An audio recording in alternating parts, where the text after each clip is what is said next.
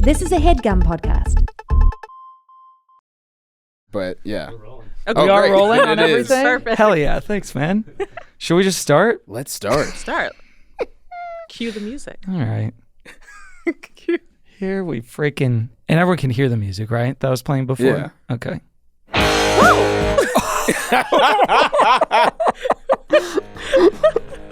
Yeah, I lowered it. they really are back. I've never seen It's so loud. someone cause so much pain. Wow.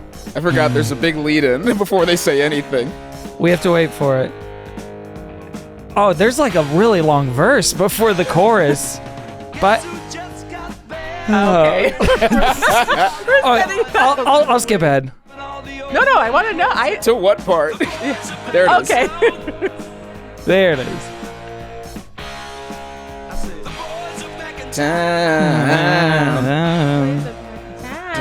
And back they were after a long hiatus. Welcome to Guys. Welcome to Guys. I'm Kevin. I'm Demi. We're Guys. Of no specific denomination. Denomination, creed, affiliation, Yeah. nada. So everyone else, the music is still playing, right? Yes, it Oh, is. that's Aisha. No, what's that you hear? Oh, maybe I need to Goodness turn down my gracious. headphones or something. Well, I mean, I'm not gonna play stuff the whole time, but I will a You're going to lot. play this entire song just quietly. I don't think we can afford it. We absolutely Oh cannot. yeah, I just Well, woke up. we got a thing from the podcast network saying like you can't play more than 15 seconds of a song. Is that real? I don't know anymore. really? Oh, wow. I don't. Well, that's tough because that one had a lot of lead in. Like I thought it was just Yeah. gonna be like the boy, like almost like Backstreet's back, like the boys are back in town. But there was a God. lot of like questioning. It seemed like. Boys I feel are like you back get a little bit of in leeway if you're commenting on the song. So if we want to say some stuff about that song. Oh, we'll probably commentary, say. yeah. That's to be positive, right? I don't think it's gotta be. Do you think Thin Lizzy would be the name of a band in 2025? Absolutely not. No, definitely Just not. Lizzie now. Yeah. Yeah, or Elizabeth. Like maybe it's too Yeah. personal. Yeah. Skinny Beth. Just Elizabeth. Yeah, just Elizabeth. None of your business, Elizabeth. Yeah. That's right. Doesn't even matter. Doesn't concern Elizabeth? you, Isn't that beautiful? Elizabeth. Oh my gosh. Demi, good to see you. Good to see you too. We got a special my guest gosh. with us today. Special we- guest / fan who's experiencing the moment. Are you? No, you're. I feel like you're such a part of the DNA of this show that you are. It just feels like it's the three hosts. Well, no, it's definitely the two hosts. Well. And but you know, I don't know if you guys know this, and why would you?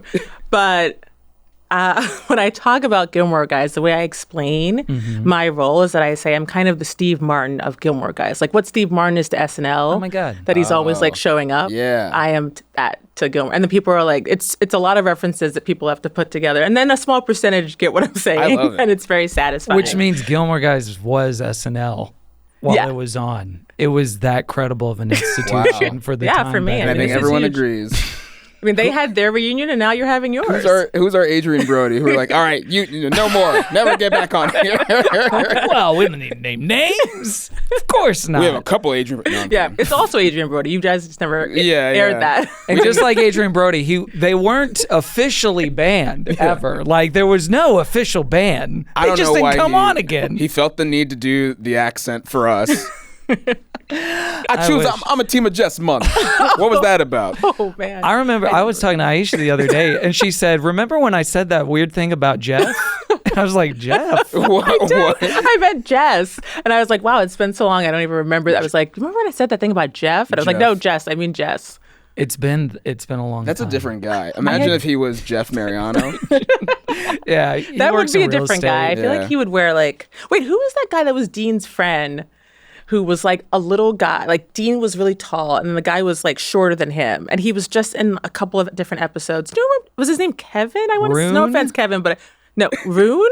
Remember that Rune guy? Yeah. I remember Rune, but no, it was like when Dean, there was a teenage party and Dean would be talking to one friend. It would be that guy. I know there are a bunch of people at Can't home say- screaming their heads off now, being like, "She's changed. Doesn't even remember Dean's friend." And just to be clear, ever since the podcast ended, we have been watching on a loop nonstop. Constantly. All Big of fans. us, we've been brushing up on it, being like, maybe we'll have to talk about it again. So we do need to know. This all is this like stuff. being asked to recall a party I heard at a story recall a story I heard at a party Call in a party. high school. I heard it a story. Yeah.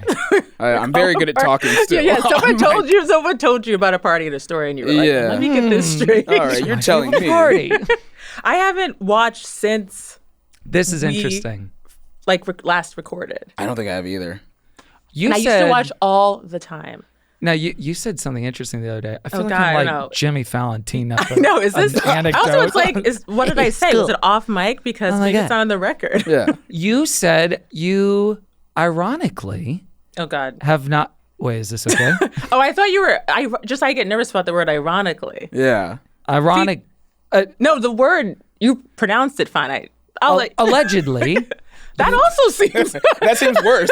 the allegations you shared with me Yeah. Oh. is that you have not watched it since yourself becoming a mother. Oh, but not because I became a mother. It wasn't like I was like, this is outrageous. Yeah. It's like, I She's no so longer irresponsible. not in the world with my child. No, just I don't know why I haven't watched it since. I almost feel like it just consumed so much, and then I won't. I mean, I guess I can speak for Sarah as well. Sarah Hayward. She also mentioned that she doesn't watch it as much as she used to. Maybe that's where we are in our lives. Like we do have kids now, but I also think I don't know. Maybe we just like.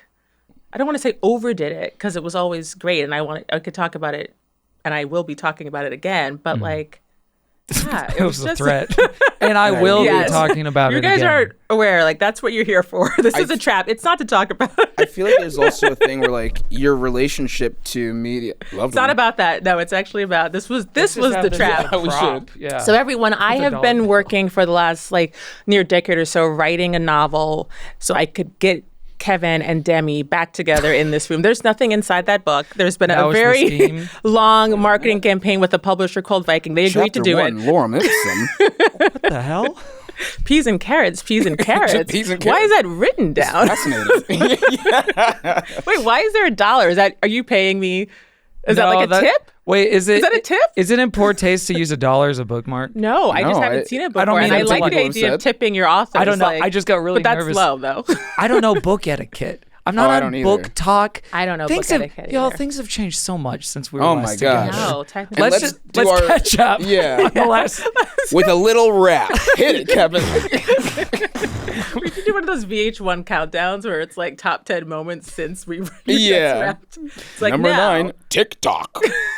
I don't want to be anything other than what I'm trying to be lately. But also, I don't want to be that get it. guy who's like, what is time? I feel like we all became what is time people Sure. during the pandemic Yeah. and during 2020, and it kind of slipped away from us. But the last time that the three of us recorded together, just the three of us, Obama was president. And that feels like a long time ago. That is Yeah, a long time That ago. is a long time ago. And also, I believe Wait, is that true? that is true. Because the last time just the three... Yeah. Like, also like Jeff, I don't. Jeff Yeah, We were talking about Jeff. Obama was president. There was no talk ticking. It was probably Musically at the time.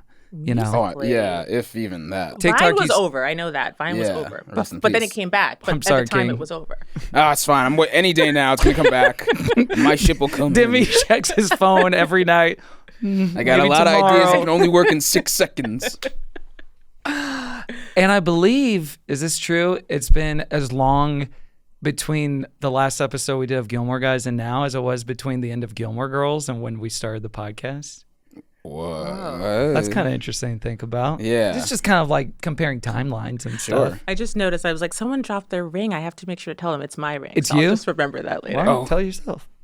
Yeah, I'm telling myself and you and anyone listening who later they can say, "Did you get your ring?" So Yeah. like a week from now, if I'm like, "Oh, thank God."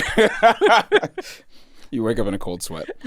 And it's easier because it's on video. It's a very brightly lit room. That we're in Should we right talk now. about how video is different. Can we talk about it? There was this really interesting, I was going to say there was this really interesting article about the rise of orality, like that becoming like the predominant medium. And What do you mean by orality? orality being like spoken word rather than written word. Oh, yeah. Okay. And how, the poets at the time bemoaned the written word because of the way that it sort of devalued the oral tradition at the time. And then it would continue on. And like, are we going through that phase right now where everything's tilting? It feels like it's tilting towards short form video. Yeah. Professors aren't assigning books and classes in school right now. And I was going to say there's an interesting article, but I have to be honest and say, I listened to an interesting podcast about that article. That's like when I say I read Unfortunately. this thing and I'm like, I saw this tweet. I saw a headline of Or a tweet. I saw a headline. Yes, yeah. I skimmed the I was told this headline. headline at a party 10 years ago. Unfortunately. I think it's a lot of things are, just generally being compressed because there's so much more stuff competing for our attention that does feel like it's like, I got to get this information to you as quick as possible. I got to get it to you without any distractions. I need you to take it in just as simply as you can. Yeah, and I feel like now the distractions. Oh God, we are getting into what is time, aren't we? I can That's already feel all right. it. But I We're feel gonna like, seg- The we're listener gonna hit a home but I segment. feel like feel the bones in our back breaking as we describe what's wrong with the current But I era. feel like now the distractions aren't even intentional, or intentional like by even the people who created them. They're just like part of this like feed that you're getting, and it's not even like, oh, I want to grab like. It used to be like, oh, you're in the middle of watching, I don't know. For some reason, I'm thinking of Boy Meets World. Sure. You're watching Boy Meets World and an ad for like Doug comes on or something. And then you're like, oh, okay, maybe I want to watch Doug. But now you're just on your phone and you go to look at your friend's profile and then just something else pops up. And This Doug's isn't, like, nowhere to be found, a huge original unfortunately. idea. Where's Doug? Yeah, Doug is not in the mix anymore. But I do want to all. say, just Please. to put it out there, I feel nervous that we're on video because we never did video. It was always audio. Yeah. How am I supposed to get into Gilmore Girls when I'm like, oh, is my hair where it's supposed to be? And that's it. That's the only It's concern. different. It's like it is a little bit of doing podcasts now. Yeah. When we started, it was not a medium for necessarily hot people. No. And now And it's we- exclusively a Now- medium And for we hot thrived people. because of it. And now, We're good old fashioned radio folk. Yeah. What was wrong with that? yeah, What was wrong with it? I have to wear glasses now. It's so funny to read like interviews with like New York Times journalists. They're like, yeah, I have to do video now from like it's just part of the job description. And what do you think that makeover montage is like for those New York Times journalists? Because I get now if you're starting, that's part of the job. But they didn't know that. So was it like they treat them to a hair salon, like, or like they get a makeup artist, like I know they're getting a Barbara's stylist? grunting all the way through. I feel like I can't imagine that sort of thing doesn't make you a little like, not dysmorphic, but just sort of like, just having to do something for so long and then being told like now it's a visual presentation too. It's like you were saying, like how can you get into it the same way when you were also having to focus on this other thing? Yeah, because I think there's a certain training for people who are on camera exactly to get past that. I saw skimmed an article about Robert Pattinson, and he was saying that he became a better actor once he got used to the walls of the set. It didn't make total sense when I read it, but then basically he understood that and was like, no, let me try to explain. It was like he was looking at like sets as 3 walls and he had to look at it as 4 walls. So that the camera was a wall? Yeah. So that he was seeing, he said to physically feel like he was in a room instead of a set. He had been acting as if he was on a set playing with 3 to a walls. camera, and he has to pretend there's not a But camera. now he has to Camera's like a go, wall. he learned how to act within a space and be like, I'm in this space. Yeah. So he kept trying to lean on cameras. It kept falling down. He was like, there was They're a like wall. Twilight. They're like, we lost another camera. It's like, look, no one's listening to this right now, so let me tell you something.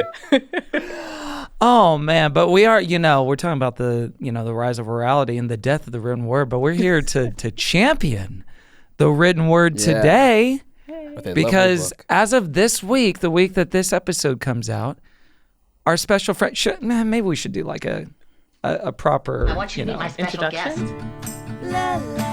You remember this? I do. yeah. Great sounding? Is it too loud for you? Well, I saw Demi had his off.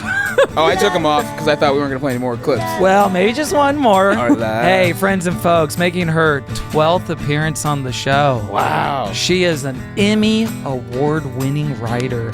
give it the hell up for Aisha Muharrar. I'm back too. Wow. And now the author of perhaps an award-winning book to I can only assume. Yeah. We can only assume. Might as well just say. Loved One, a novel by Aisha Muharrar. Yeah, it's Look true. at that. It's real. True. I read a book. This is so exciting. It's in stores right now. Let's just skip to this. Where do you want people to buy it? Oh, they can buy it wherever they want to buy it. I just want people to be happy. If they have a local bookstore that they want to go to, they want to go on bookshop.org. Like, those are some of my favorites, but obviously there are others out there. Amazon, Barnes & Noble, lots of different places. Borders. Borders. Go get it at Borders. Go get it at Borders, everybody. Go to the one The only Borders we lab and get it. support are Borders bookstores. Yeah, that's where I would tell people to get it. Speaking of the orality thing we were talking about earlier, is there going to be an audiobook version? Or Oh, you? God, I'm so glad I took these headphones Yeah, off. they're a little Now you see, clampy, aren't now you they? get. I don't have to worry about my hair at all. Okay, I'm ready. Now we can dish. Are you going to be making an audiobook version of it, or is it just? There is an audiobook Yeah? version of Oh, it, there you and go. I got to Do you listen read to the auditions. No, I don't read it, but I got to listen to the auditions. And there's an American character. There's a main character's American, Julia, and there's another character that she interacts with a lot named Elizabeth, and she's British. So the person who auditioned had to do both American and British Oh, accent. okay. So that was something I was like, oh, you have to, and they're slightly different ages too. So the narrators are talented, amazing people. I have a friend who's a audiobook narrator. It's very cool. Wow. Yeah. So I was really excited. Do you have any input on? I feel like we're getting off to specific questions in a way where I'm like, that's not what it's about. But I'm like, do you have any input or like direction in terms of like when it's like deliver it like this, or is it just completely No, off your? I wasn't part of the recording. I was part of I got to listen to the auditions and kind of give my thoughts on that. Yeah. And since my friend is an audiobook narrator, she also sent me some of her friends who she thought might do a good job. But so much of it is about, it's like acting too. Like you kind of have to meet you have to be the type of the person, or at least in that range, because people's voices change with age too, obviously. So that was part of it as well. But Except ours. Gracious. Can I tell you something? I was just kind of skimming through the old archives of like what would be relevant to like maybe apply. And I was like, because one idea, and we want you to pitch yours very soon. oh, great. But one idea I had was like, the three of us will do an audio commentary on an episode that we recorded. Like a So kind it's of just like, our voices playing underneath it. Overlapping. Yeah, and we're like, wow, what were you thinking in this moment, Yeah. Demi? That was a pretty good joke. Like, what was going through your mind at I'm the like, time? oh, I would I love was that. nervous, man. I was nervous. But all that to say, the voice difference, Really? I hear it with me most of all. Yeah. I can hear some with Demi. I feel What's like the difference? mine's much higher. Yeah. Mine's much higher, more giggly. I feel Now like. or I'm a little back more then? tee-hee-hee. It was much higher back then. Okay. I think. That's just time, baby. I think it's just time. Yeah. But it's See? just, Yeah. it's weird to have that documented forever. Just to like hear the time lapse I of think about that a lot because sometimes the podcast will come up and people will be like, "Oh, I got to check that out." I'm like, "That was 10 years ago. That's not me. You don't have to listen to that." There's a tweet I think about all the time where someone is like making fun of something I used to do is like robbing my old house. I don't live there anymore, and I'm like, that's how it feels now. It's like I don't live there anymore. You don't have to. That's not me. You It's don't not have the same thing. Yeah. Maybe, but do you feel like maybe it is the Gilmore Guys though? Because I'm thinking like with actors where like they do a role and you guys were yourselves, but it also was the Gilmore Guys, and now you're just guys. Totally. well, what people don't know is after every episode we would say "and scene." And that would kind of conclude And the I would charade, sweep. as we call it. And yeah, Demi would do sweep edit. It was a production, but people can see that now with the video, which is kind of interesting. I'm excited for Kevin to do the sweep edit at the very end. Oh of this. man, I'm gonna knock some shit over. I know I will. Yep. It's unfortunate. You gotta. I mean, Should I tell a little bit about the book? Please. Now? Yes. this is a great.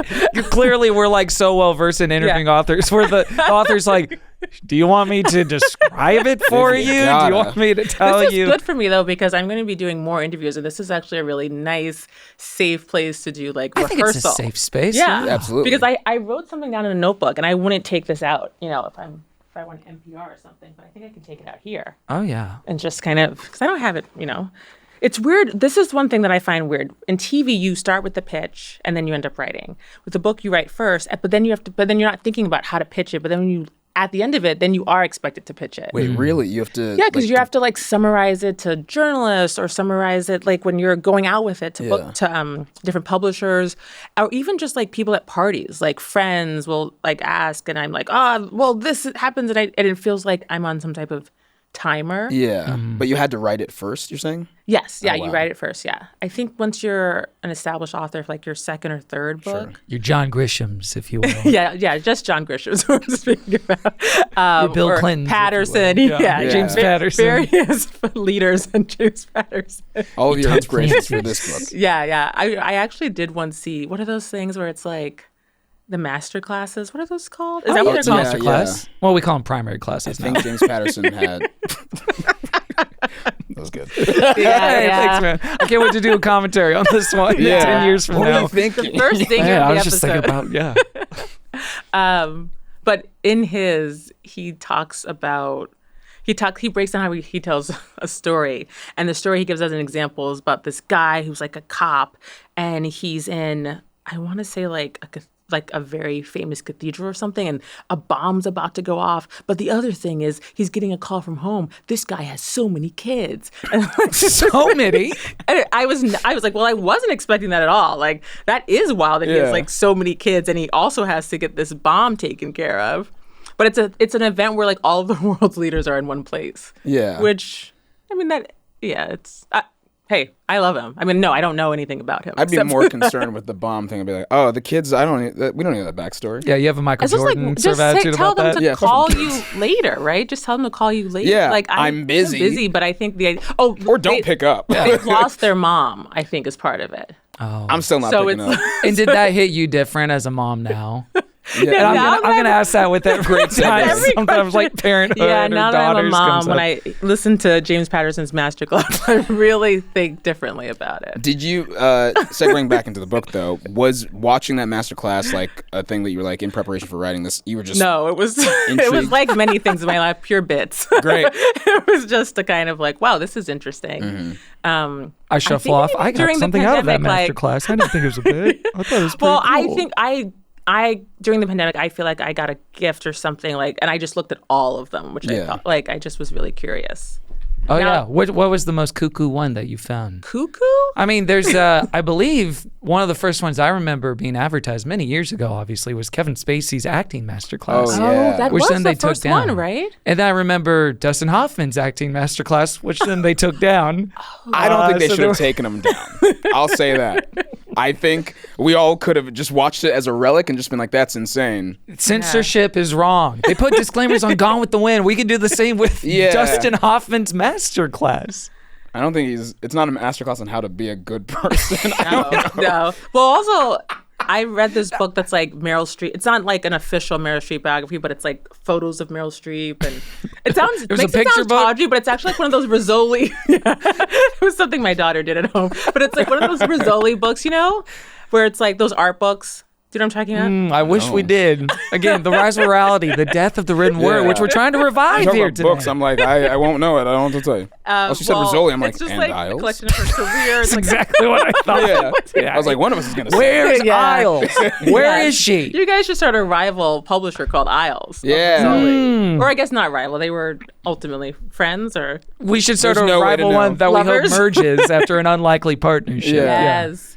It Yeah. was I'm trying to remember who Rizzoli and Isles were. What was the unlikely partnership? Angie. Dickinson. No. I didn't need to hit that. Harmon. Oh, Harmon, yes. Dickinson. And who's the other one? Who's it? Emily Dickinson. I was like, who's Angie Dickinson? Emily Dickinson. Angie Dickinson is like Jane has, Bronte. That's I right. would like that. Dickinson and Jane Bronte were cops on TNT. She's not related to the Bronte sisters. Jane Bronte is just a woman, different- yeah. a woman named Bronte. She also but she just doesn't like, write. no relation. She's a cop. Yeah, she bursts into every home and she's like, no relation. Like, to the police even. Yeah. I'm just here. I just love to hang. Wow. This is gonna be a 6-hour podcast again. No. Okay. He's like, you're gonna be the long. I was like, no, we're not even talking about an episode. It won't be that kind of thing. I did when we reserved time with the studio. They said, so 7:30 to 9 good? I was like, no, I'm so sorry. I mean, and it might be. We'll but, try. Yeah, we'll try. Yeah. But the last time the three of us sat down, it was 6 hours and 20 minutes. It was awesome. Yeah. And Yes. none of us went to the bathroom. That's what I remember about that. Wow. Don't need to. So Bladders of young people, right? I think so. Our voices Obama was president. Voices were higher. No one had to pee.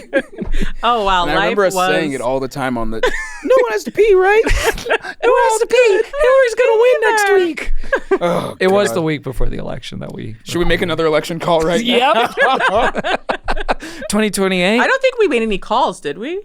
Well, we did. I think we edited some. I edited some one thoughts out. I think I after. did. Were we in Maybe. someone's apartment? We sure were. Yeah. Okay. Yeah, because the Headgum studio wasn't available at the time, so I asked my buddy John if we could record there. Oh, okay. So we did, Yeah. and then he came home during because I was like, Yes! we'll be like 2 hours. Oh, right. He I don't came home remember this at during. all. Yeah, now I And then remember. I he didn't- went into his bedroom, which didn't have a door because of the nature of the apartment, and he fell asleep while we Oh were. no! Oh, I can't imagine falling asleep to our voices screaming about Gilmore Girls. I But some think people there's- do. That's I think the many thing. people Yeah. have. Is Well, the thing. here's the thing. This is how I would say some of this came about because someone posted about Sarah Hayward and I being on a Gilmore Guys episode. Oh sure. I reposted and I got all of these DMs and all of these messages from people, and people were like, "Oh, I love the show. I'm just starting to watch starting to listen to the podcast. Like, it's so great. I think about this all the time. I re-listen." And I was just like, what? Oh my gosh. I didn't realize people were still so engaged with it. And then when you guys, congratulations, made the Time 100 list of best podcasts of all time. Thank you. And we were number one on that. Yeah, we were number one. Yeah. They didn't publish the rankings of it, but they sent it to all of us. Yeah. And they were like, don't tell the others. Don't let Matt and Bowen know. Yeah. I was literally going to say, don't let Matt and Bowen know. No. Yeah, because they're still in the area. It would it would really hurt them. Yeah, but you guys, so. you're never gonna get back together, so it's okay when we tell you. Yeah, exactly. You're never gonna go on the air and say anything. Absolutely not. No, we made a promise. But yes, so I was like, wow. I mean, it meant a lot to me. To get the feedback, you mean, from Gilmore Guys meant a lot to me. I was like, I had so much fun doing it, and yeah, I was telling my friend Joe Mandy, who's a stand-up. I remember feeling like being on Gilmore Guys feels like what I guess a stand-up feels like all the time. It was like I had all this material and that had been just percolating in my head, I guess, for years, and then it was like, okay, I can finally say my joke about Luke. This is great. And then new things would come up, and you guys were such great hosts, and I met people through the podcast too, and then I meant to look it up, but I think you had Sarah on first, and I think I texted her something that was like, "Oh my gosh, you were on this Gilmore Girls podcast? Like, that's unbelievable." And she was like, "You should be on it. You would be so great on it." And I feel like that's how it started. I was like, "Would you tell them about me?" You know what? I don't want to look this up because, I don't want to be on these freaking screens. Oh my these gosh. black Yeah, mirrors. finally, that can have, we just But connect? I think you were on first at the end No, of I don't. Really? season 2. Yeah. You think I was? You were on. But how? I know you were on 221. But you were on that how? episode. Who recommended me? And then Because Hayward was on 305 or 6, I want to say. Really? I can't a hundo P. Who recommended confirm. me? Can I look it up or no? I can't look it up. Let's get off the grid. Yeah, get off let's, the grid. let's hang up and hang out. Okay, guys. but it was some connection between me and Sarah. One of us Sure. went on, and then the other one Yeah. went on. I thought someone Sarah was working with recommended her. Yeah, for that's the kind of the podcast. lore of the podcast now. That's the way to know. What's the lore? It's just like we don't know we how don't it know. all happened. Yeah. The Anna lore. The Anna lore of the podcast. Congrats to Final Destination Bloodlines for Yeah. crushing it at the box office in more ways than one.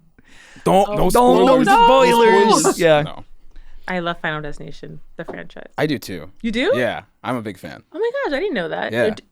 Or maybe we did, and we don't remember since we don't remember anything that happened 10 years 10 ago. years But ago. who No, knows? you guys actually in the last episode we recorded, you ranked them, and I think Final it was Destinations? 4. Wait, really? 1, 2, Wait, 3, we ranked Final Destination 1. movies? Yeah. No, we ranked I'm like Gilmore. how is Okay. this a bit? See, anything could be. But you know what's interesting that I just realized?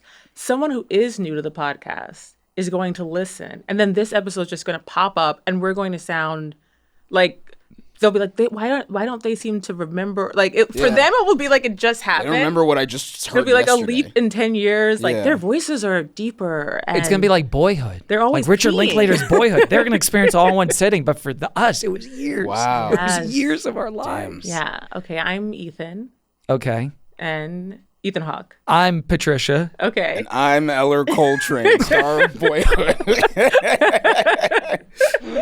Who we all remember. We all remember that Yeah, person. that man. A movie. For all we know, he's recording right now Uh-huh. another Boyhood Boys? Linklater movie called Manhood. No, I wouldn't. Manhood. I would Manhood. not put it past That character, yeah. I don't think you should call it Manhood. I think you should change that name. Man, If you're listening, it's not too late to change it. You It's can not out yet. rewrite Manhood. it. Richard.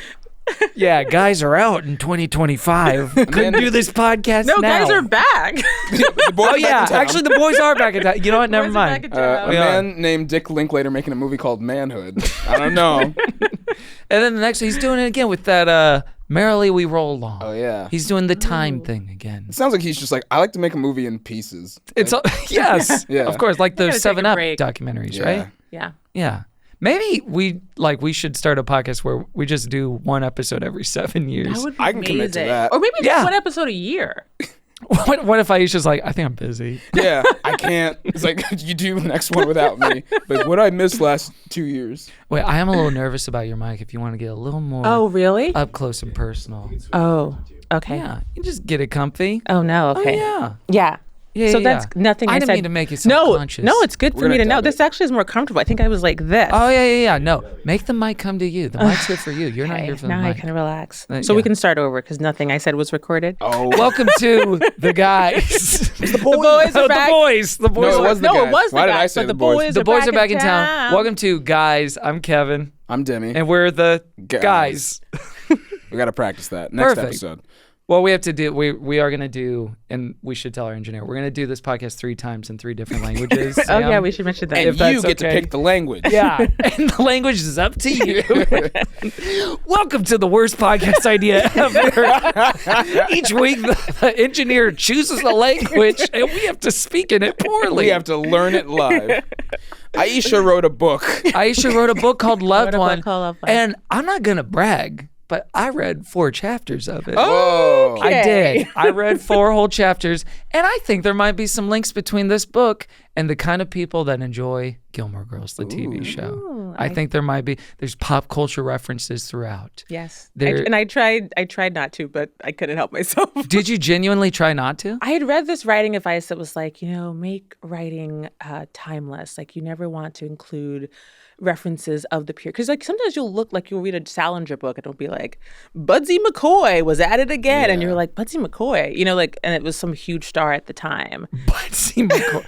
Hey, no Budsy McCoy slander on this podcast. I tried to go for things I thought would be evergreen, or at least that I felt were so important that I would want them to be evergreen. Oh yeah. I think about that a lot. And what I do is I'm like, I don't want to make any current references. I'll just purposefully make references that are already old because it's like it's already been proven. Yes. But, like yeah. Dirty Dancing or something like that. Exactly. I think that's a good technique, and that's why like the kind of Borscht Belt stuff in Gilmore aged pretty Yeah. good because it was like I almost said Tom Petty, but that's not a Borscht Belt guy. No. No, but they talked about Dorothy Parker, and that was definitely Lenny Bruce. Oscar Levant, like that sort of thing. Yeah. Sure. Where it's like, They it's talked so about things old, that it's were like contemporary old, again. yeah. I even think that I've been really self-conscious about the outsized influence of like algo speak, which is just probably a fancy term for contemporary slang of whatever it is. Okay, what's an example? It's giving. It's Yeah. giving Like- podcast. I don't think we can that say kind that of anymore. It's giving. It's over. It's Yeah. giving. It's over. It's giving, giving over. over. But it's one of those, and especially for the time capsules are like conversational things like this. It just stands out so much. Totally. When you Yeah. hear it's like, You know the moment exactly. I know, and even like going back to not even years past, but even just listening to something I recorded like 2 or 3 years ago, I'm like, that's so 2021, Yeah. so 2022, like whatever it is. Which there's a little bit of embarrassment in that, but there's also a lot of like, yeah, it was 2020. Like, Yeah, you wanna I need be to like, accept I it. wish I hadn't done that, but it's also like, why? It was fine at the time. yeah, when it things was- were groovy back then. you Yeah, know? you were They saying were. groovy a lot. On Yeah. the We should bring back podcast. groovy. Yeah, it was tubular. Hey, be the change.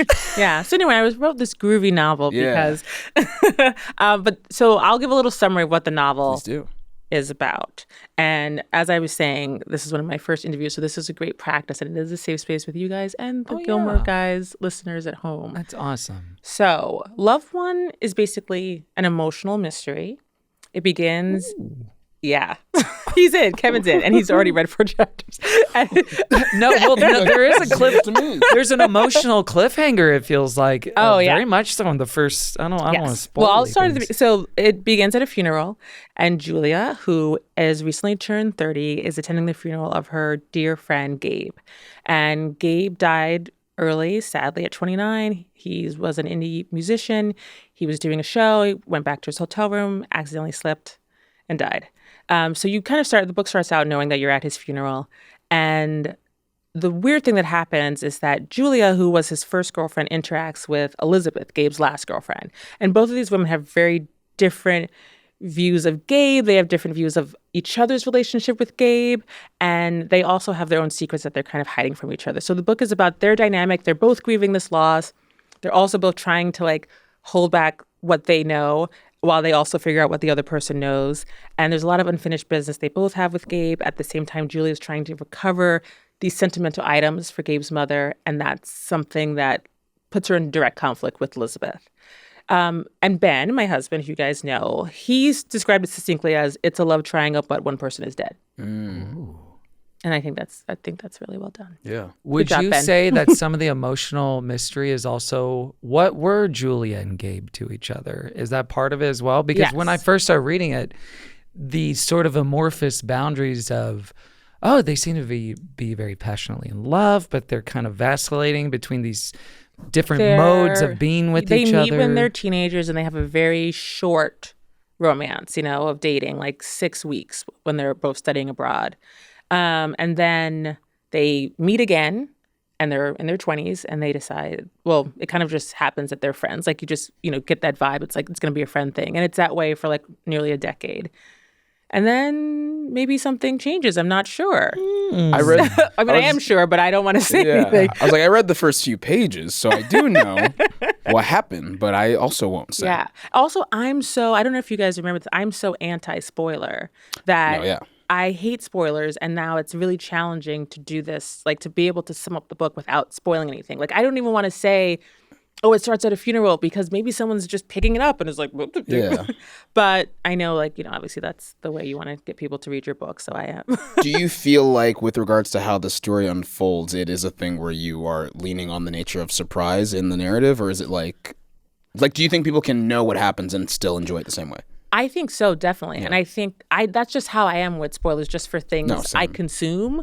I love just walking into a movie theater and just sitting down, and I don't want to look at trailers. We've talked about this. Yeah. Neither one of Kevin's us... seen me run out of a theater. Yeah, I've been running out of theaters for years because of that. Yeah, because of our shared made it better. Aesthetic. Yeah, so I think that's the thing. But then now that it's me, I also, I wouldn't want to ruin it for anyone, you know? So I guess I would say, maybe we could say, trust me, read it. Or if you're not so sure, you can listen to me sum it up. Yeah. Do you have... We put this before, but I don't know how podcasts work, but somehow... No, we're gonna put this at the beginning of the episode, here in the middle, and then also at the end again. Yeah, just a in warning. case. Just a little warning. You know that the first episode I wrote for Parks and Recreation, did I tell you guys this, had several, it had 2 disclaimers. There's a character that Paul Scheer plays in the episode who says he's working on behalf of a charity organization called Kaboom. And then he steals money from the Parks Department. And then he comes on and says, there's no such thing as Kaboom. And he escapes on a speedboat, which was we were still finding our tone. So he's just said there is no such thing as Kaboom. Then the episode ends, and then Rashida, not Anne, comes on and says, Kaboom is real. so it's the episode starts with saying Kaboom is real. Then Paul Scheer, as this character, says it's not real. And then Rashida, not as her character, comes on and says Kaboom is real. Why? Yeah. Wow. Is it... Because we did that as a joke, but then it was this is a very worthwhile charity. Yeah. We should say it's real. Oh, okay. Yeah. It was a plug for the charity almost? Not a plug exactly, but it was they built playgrounds for people. Yeah, so it okay. felt this is a cool thing. We could do an episode about... Kaboom built playgrounds? They didn't blow them up? You know, and if you think Paul didn't add that in the kind of like, it was definitely like, it was very. Was Kaboom one of those sort of belabored acronyms like I don't think, kids what could it possibly and be? brothers Building on other outside yeah mountains. Yeah, moms. on outside moms on outside moms, kids and brothers on outside moms. Wow. Yeah, but yeah, so why was I talking about that? Just the idea of a disclaimer in the. Oh, yes. Yeah. I'm way more sleep deprived now that I have a child also. Yeah. Well, we're kind of finding the tone of this podcast. Yes, And much like season 2 of Parks and Rec. that's right. Yeah. In Perfect. year Do 11. you guys do seasons? Yeah, which season? Is this a season of Oh Gilmore no! Guys? This is a disappointing Netflix revival of Gilmore Guys. Yeah. This is the movie. This is a Walmart commercial of Gilmore Oh, Guys. boy. Wait, did y'all see that? I did, and I promptly forgot about Oh. it until this moment. That was Strange. like everyone had thoughts about the Oh, I Netflix forgot about episodes. this. Maybe the episode should be about that. Yeah, we go shot by shot of that weird Walmart commercial We that, did still Walmart on 6 the line. hours. that they could only get Lauren Scott and Sean back for. Alexa You said, think you think they tried with her? "Yeah, but I'm sure they tried. well, we Yeah. actually, and I guess Yeah, we of can say this course. now, but we tried to get her to come tonight, and unfortunately, she couldn't." Alexa said no. Yeah. And we thought like, okay, the schedule's This cleared time- up. Handmaid's yeah. Tale's over. Yeah. We can like finally we Finally, got a there's whole. distance A perfect from it. cap to this great bit. And we'll get her on. And it'll be like, she finally said finally yes. Yeah, And like you then- know when the real person comes on with the person impersonating Yeah. them on Yes, SNL. We I thought was Robert. doing my Rory impression, and she'd tap me on the shoulder and be like, "Oh, She's right behind me, isn't she? like, oh, I guess there are 2 Rorys here." I will say the advent of TikTok in the intervening years since we've last talked has been a boon for so many people nailing a Rory Gilmore Yeah. impression. Oh, really? Yeah, you know, just kind of. I mean, I'll send them to you guys later. Oh, yeah, but please do. They're like freaking catnip, baby. They're so good. Front-facing comedy is alive and well in back. 2025. Are they wearing like the outfit and the hairstyle, or is it just kind of like voice acting? No, I'm thinking of one girl in particular. One woman in particular, excuse me, who actually goes through like a list of phrases, Yeah.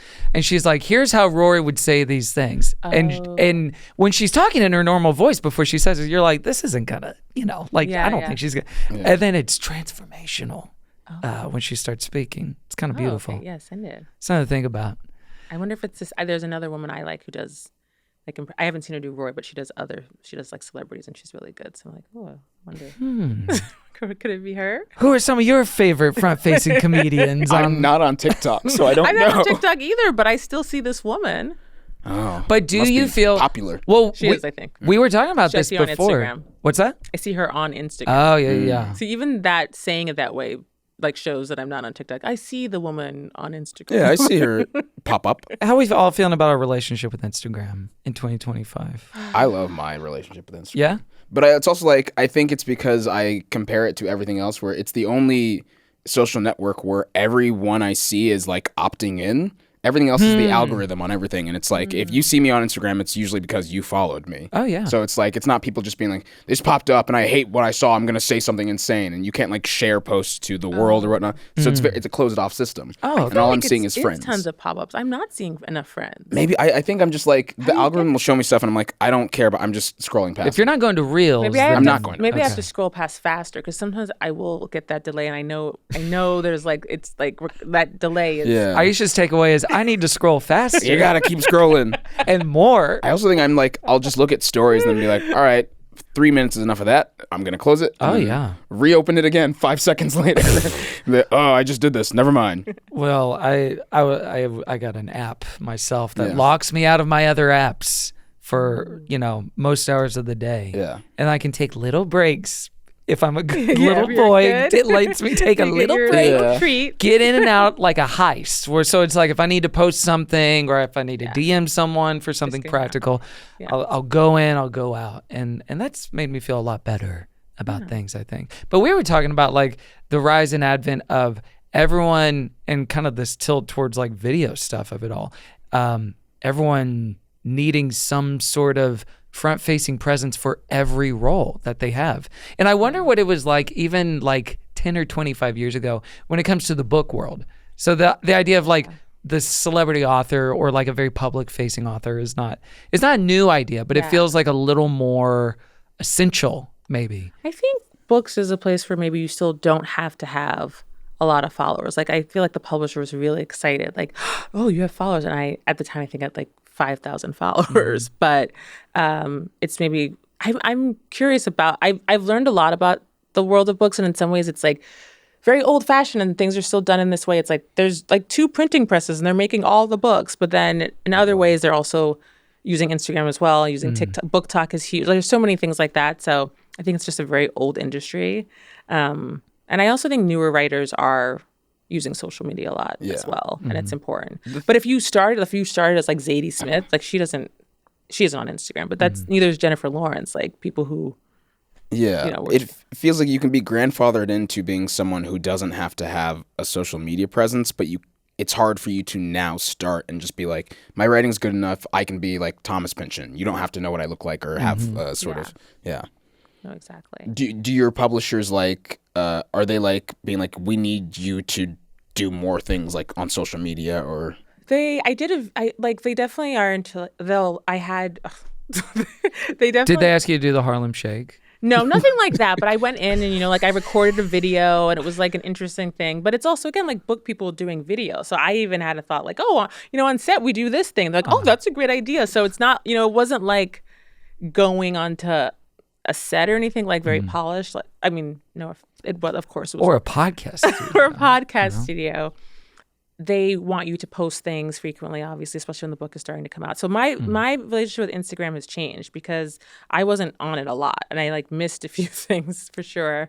And then I slowly, like in the year leading up to the book, got on it again, which I've liked because that's how I found out about the Gilmore Guys fans that were still out there and were excited, and that led to this. So. Wait, did you miss Chewbacca, Mom? Yeah, I did. Wait, was that a real thing? Are you joking? No, it is a real thing. I'm just like, of all the things to pick. Chewbacca Mom was so funny at the time. She was on Instagram? Well, yeah. I mean, she crossed over. She was a crossover sensation. Wait, what? She crossed over to TikTok? What did she cross from to what? Assume she Crossing was from what to what? Crossing over to, I assume she started on Facebook and then crossed over to like Instagram Reels and stuff. See, I kind of think that I always was like a little behind what was happening online, but now I've gotten older, so my fear is like, it's going to seem like I don't know what's going on because I'm older, as opposed to just like, I just don't know what's going on, and I'm like Right, because there's something chic about a 23-year-old that has no clue. It's like, oh, wow. Or people just take your events. word for it. It's like, oh, yeah, it's okay. You don't have to know anything. Like, I saw Demi, and you were asking me about something. You're like, oh, do you know about this thing? And I was like, no, I'm old. And then later I was like, no, you're not old. You just don't know what's going on. Yeah. But that doesn't really roll off the tongue.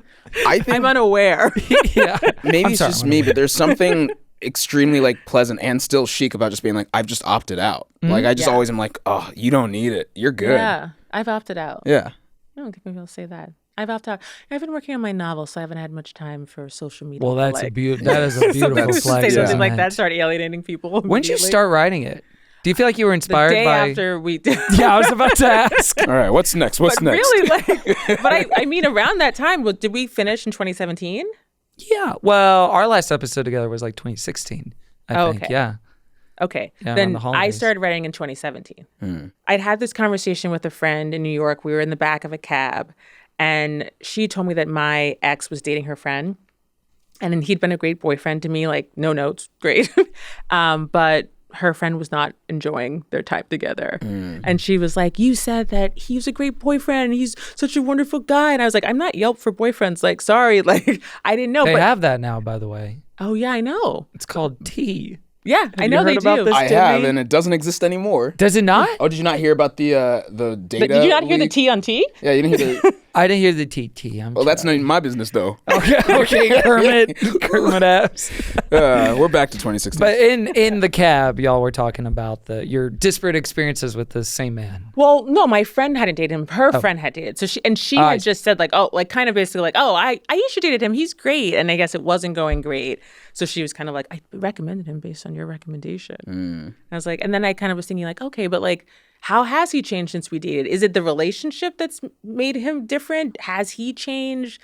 Was it, what part was I in that relationship that made it a certain way? Like all these different things. Like if he and I dated now, would that also be bad? And so it just kind of got stuck in my head that it's like kind of like we're all different people in different relationships, an idea of like a Rashomon of a person. Yeah. Oh, yeah. And so that's how the idea of Julie and Elizabeth came together, where it was like someone who was this guy's first girlfriend and then his last girlfriend, and they get together, and are they going to have the same idea of this guy? Is it the same person to both of them? And then the other thing that was kind of rolling around my head at the time was just grief and loss. I'd like lost a few people in my life, and I actually had another friend who was like, "You're like an expert on grief," and I was like, "That's not a great thing to be known for." But I did start thinking about it and about loss, and I'd read some books about loss, and I was like, I really want to write a novel about loss that doesn't further depress people. Like, I want it to be, still real and grounded, because I think it can't just be all jokes, or you won't really be able to get in with the characters and really feel for them.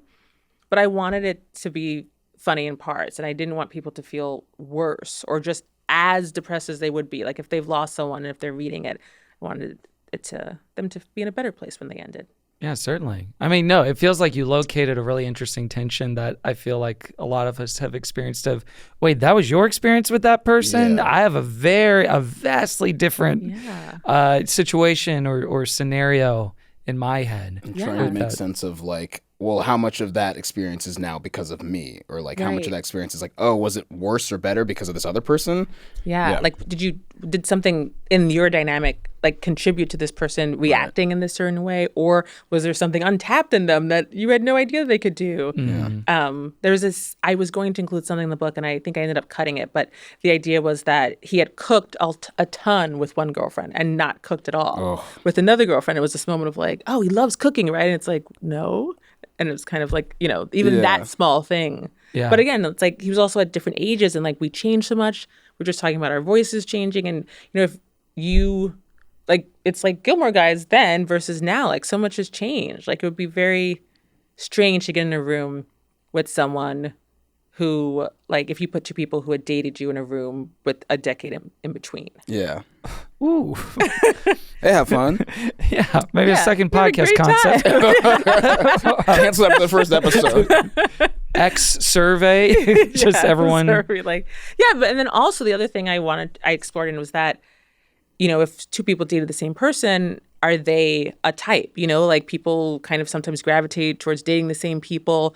Is there going to be overlap? Are those two people going to get along? Or is there going to be like a narcissism of small differences where they really irritate and annoy each other? And Julie and Elizabeth have both. Like, it's a love triangle and one person is dead, but I think it's also a bit of a will they, won't they in terms of friendship, because before that scene at the funeral where there's tension and it's awkward, they share a moment where they share a joke and they laugh, and you could get the sense like, oh, maybe these women would be friends. But, if they'd met at Gabe's show or a party or like a bar, like, hey, this is my girlfriend, this is my friend. But that's not how they're meeting. They're meeting at his funeral, and they both have a lot of, like, let's just say loose threads when it comes to him. So it's really complicated.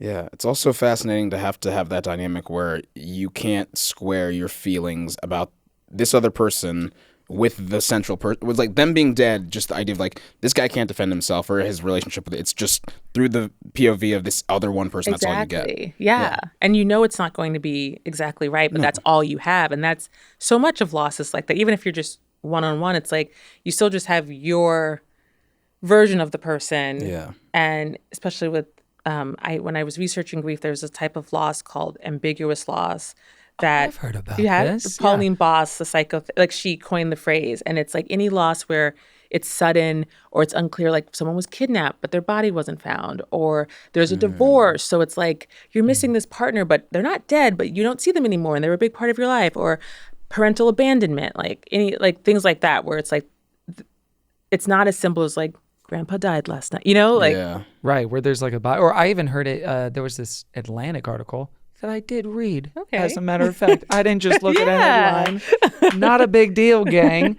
But it was talking about people who were grieving the idea of dating, like literally saying, not in the I'm deleting the app sort of thing, but in a way where it's like, I will no longer put energy at all towards this, because the older they got, it became an ambiguous loss in a way where it's like you're sort of invisibly grieving the life that you're not having. Yeah. But because there's not a day where someone says no one's going to marry you, there's no way to like. There's no clear. It's and like so that too open-ended. So that to give it a finite endpoint was much more helpful in their ability to process it and then move into the next that's really chapter or whatever the case interesting. may be. Yeah, because like ritual is so important in that type of thing too. So if you're just kind of hanging and waiting, like there's a reason we have funerals. Like it allows everyone to get together and be like, okay, sadly this has come to an end, and we can process it together. That's so interesting about dating. Like, the other thing is, I feel like in the book too, Julia is 30, which I feel is a very specific time when you've just kind of exited your teens and your 20s, and you feel like you've figured it out, but you haven't. And I don't think any of us ever figure it out really. But I think 30 is a time when you maybe just we're socially conditioned. It feels like you're supposed to, or like you have a sense of like, okay, I've made it on my own now. I'm not with my parents anymore, and I've done some dating, and I've gotten a few jobs. Like I'm out in the world. I'm an adult, and it's some things like the fact that this loss like happens. It's almost like it's a first loss, almost like a first love. Where it's like I think it's as earth-shattering to lose someone for the first time as it is to fall in love for the first time. And in this case, for her, it's the same person. The same thing, yeah. Yeah. Yeah, and you set the book, or at least the kind of inciting incident, in 2016. So we know he didn't die of COVID. Yeah, no. Or the COVID vaccine, actually, is kind of what I'm getting at. No, he's the first case. That's what the book is about. Oh, it's amazing. It lays dormant. It's in his corpse for like years. That's crazy. Yeah, it's really wild. I mean, they're marketing as like a literary romance, but it's actually kind of it's a little Trojan horse for a different kind of story. Yeah. No, and it was interesting deciding when to set it, because when I started writing it, it was 2017, and I was thinking, oh, this happens before 2017. And obviously, those years became very distinctive, let's say. They weren't just kind of like, oh, we're in the mid-aughts, it's all a blur. And I noticed that a lot of other books and movies all take place in 2015. Have you seen that? It's like the 2015 thing. I remember December took place in 2015. Yeah, for a and reason Past Lives takes place in Past Lives did. 2015, and a few other things. Is that to be like before an era where everyone sees it as like, oh, when are they going to mention like Trump? Yes, or COVID? yeah. And that there were such specific events that were happening in a way that I think, obviously these events were always happening, but there's something about how we started like consuming media and time, and that like just an onslaught of things that were going on during the Trump years. And then with the pandemic, it's like you can't, that was what everyone was thinking about and talking about in a way that's like, people were just like, oh, at the coffee shop, and like, this, it's like, why aren't they worried about what's going on out there? So I was like, okay, when is this set? But I wanted it to be set in 2016 because it had to do with their age and their generation and their references. So I couldn't go too far. And I was like, by the time I was done writing the book, it was 2023. But if I had gone back and made them 30 in 2023, they'd have a totally different outlook on things. Their references would be different. Gabe's music, like in the book, he's a musician, and in my head, I imagine him as like a Sufjan Stevens plus Bright Eyes with a little Bowie influence, and I feel like that guy does not exist in 2023. No, his name's Benson Boone, Demi. Benson Boone is that guy. So yeah, like, or that would change the success. Like he might exist, but maybe he's not someone people are noticing. Yeah. So yeah. Yeah, and it's sad that you don't get to like reference people like Huck to a Girl in the book, or anyone that's come after. Well, That's sad. You should bump into someone in the back and be like, hey, watch where you're going. And then it's like the Forrest Gump. Yeah. What is that? Oh, sorry, I have something in my throat. It's like, oh. Wait a minute. This gives me an idea. Yeah. You tell the publisher, like, just in case you want to do a spin-off. It's some little kid. Wait, what's that movie where like there's a little black kid dancing and someone's like, that's James like it was like James Brown, or isn't there some movie where it's is it Get On Up with Chadwick Boseman? No, it's something where it's another movie about a different musician. And there's something. Is it Forrest Gump in the leg braces? Hard? Forrest Gump in the leg braces and Elvis watches Walk him? Hard. What is the movie? Where there's a kid dancing and then... What is the Cash movie? It's not Walk Hard. Walk the Line. Walk the Line. Oh, okay. Is it Walk the Line? Yeah. No, well, it might be. I'm saying, I don't know. It might be Walk the Line. Isn't there something?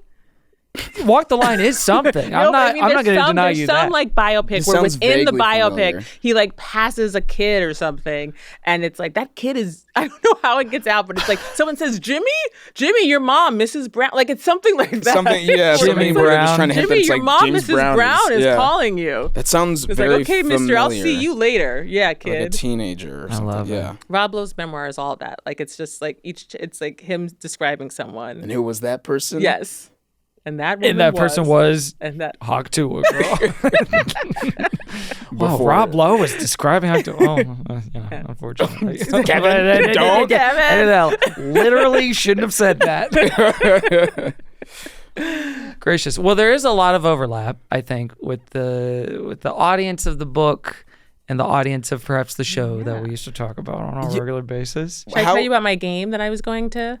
Yes. Okay. Yeah. Is this a good time? I Yeah, think why it's not? a good time. No, I had an idea for a game, but I wanted to tell Kevin and Demi because it's a game I'm playing. So I thought that they should introduce the game. But actually, maybe it'll be good because then you guys can just riff on your own things. My idea. Well, I think this guys is aren't what you're describing is the show. My idea was that like we can talk about if the book is some things in the book, if it's something Rory would read / something Rory would write. So like, would Rory write this? Would Rory read this? Because at the end of Just And like that. oh no, not in Just Like That. Sex A and the Year in the City? Life. Oh, A yes. Year in the Life. All these like vague, bland reboot titles. Wait, what else are you thinking of? A Year in the And Just Life Like That and A Year Just in the Like Life. That. Yeah. Well, just those two. But those could be. You could switch those two titles, and you wouldn't. Well, They isn't give it no just like that kind of an iconic thing that Miss Carrie Bradshaw says on that show a lot? It still just She does feels say like it a lot, but she says other things too. it feels like they just couldn't use the title Sex in the City. Yeah. because then they'd have to pay them a bunch for like season 8 or 9. So they have to add the They have to do the something. subtitle. Probably what But I mean, also make happened a more to Year in the Life. a more exciting name. It's how there's 4 Dexters now. Did y'all know this? Yeah. There's I did know this. I 4 learned that Dexters. on Sunday. And I can't get staffed This on Sunday. one. Dexter Resurrection, Dexter New Blood, Dexter Origins, maybe? That's crazy. Dexter New Moon. Dexter Rise of the Machines. Back in the habit. Dexter back in the killing habit. Gracious. Dexter, But what, look who's talking too. I want to know what this game is. That's the game. The game is that you guys Would would something say, in the book be like, okay, so I'll give you an example. A quote. No, I don't think it's a quote. I was hoping you guys would like take off from the idea of the game and then you would just know what to do because you're hosts and you're entertainers. Oh, whoa, but, oh. No. That's not. No, but wait, I think this is what it is. It's okay. Would Rory write this? Okay, in the book. Mm-hmm. Is it set in a New England town? No. But is it about someone who's still in touch with someone they dated when they were teenagers? Yes. Oh, So it's like, okay. where is the overlap? Yes. Is there overlap with Gilmore? So you can ask me a question. It's like, does this type of thing happen? And it could also be like, would Rory write this? Is it about a single mother and a daughter? No. Oh, man. Is it about a young woman who's coming of age? Yes. Would Rory? Would Rory write the element of like trying to have compassion for someone that your ex is now dating? Is that what we mean? That's interesting. That's making me think of Lindsay. Oh, yes. This book Dean's is basically of Lindsay ex-wife? and Rory. Yeah. yeah. Oh, yeah. That's what it is. Although we don't get a lot of. So Dean died. Well, Rip. and we're not mourning that too hard. I But don't feel like we get a lot of interiority with Lindsay. No. No. Not particularly I mean, in do you the think show. Rory would be able to write something from Lindsay's point of view, or do you think she'd just be like, Absolutely "That was not. unfortunate. He was mine first. Yeah, He was my first. He was mine first." it'd be like in a He's biopic married. where it's so clearly like, oh, you just wrote this woman to be like an awful woman, just to be like, see, I was better than that. Yeah. No, Yeah. I feel like she'd be a little more vindictive Yeah. than the thing you're aiming for. Yeah. It sounds like. Yeah, you think? I think so. I mean, this isn't about any. This is also fiction, and from what Rory seems to be in a more memoir category by the end, I think, or at least based on her life. But Would Rory write something about being even friendly with an ex?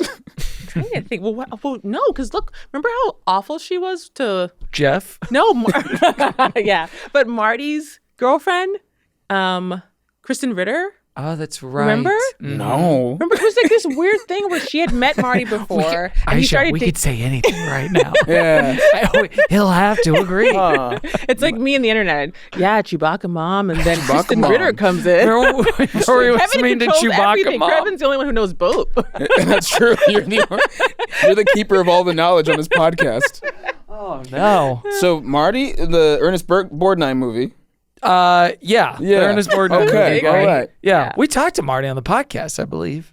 We had him on the I show. actually And no, I Dickens- do think we And did. Dickinson was on. Oh, Marty. You mean the Marty? The Marty. Yeah. Oh, wow. Wayne Wilcox, I believe his That's name correct. is. Yes. Yeah. He Sounds did like a our hockey player's UCB name. show. Sure did. Okay. Wow. That's the one where Mike Birbiglia. Did I tell you? No, I told you this I think because so. they were backstage before because he was researching his movie Don't Think Twice. Oh, right. And so he was doing a show with Gethard and Tammy Sager and a bunch of other great improvisers. And then for Shannon O'Neill, the AD at UCB New York at the time, emailed me and said, "Can I give Mike Birbiglia your number?" I was like, "Yeah, I guess."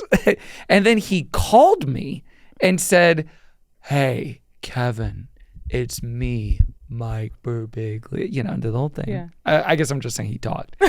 But he said, "Those titles you did for the show were so yes. good." Because Oh, for Demi Gilmore- made titles for like Gilmore Girls and Gilmore Guys in New York. Yeah, SNL. And it was a Saturday Night Live thing, and they were so well done Yeah. that Birbiglia was like, "I need to know how you did that." And so I was like, "Well, I didn't do it. It's Demi, and here's his contact info as soon as possible." But it's not Do you funny. remember this, Demi?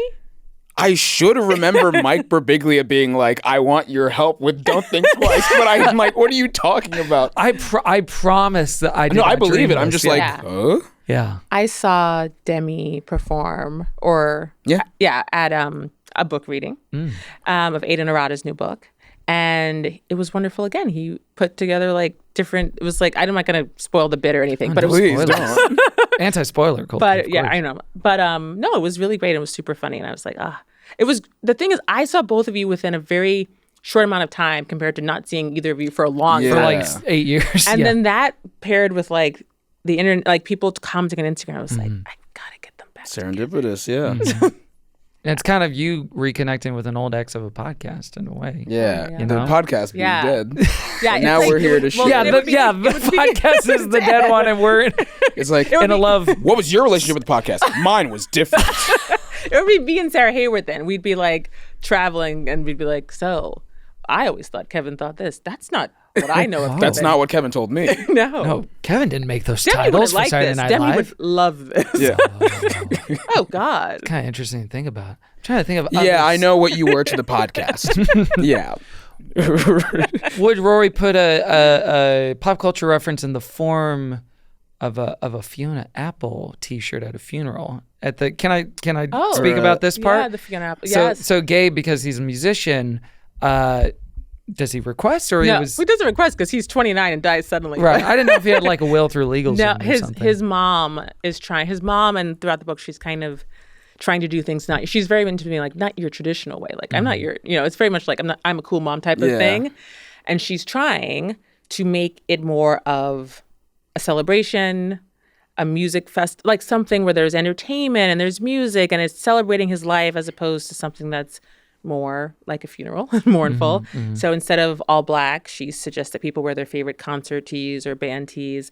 And that's just an example of like people just grieve in different ways, And I think especially when it's the family member who's closest to the person who's organizing it, like the funeral does take the shape of how that person wants to grieve and everyone else kind of has to go with it. So Julia's wearing a shirt that's an inside joke with Gabe at the beginning of the funeral. And you don't really learn what the inside joke is until later. Ooh.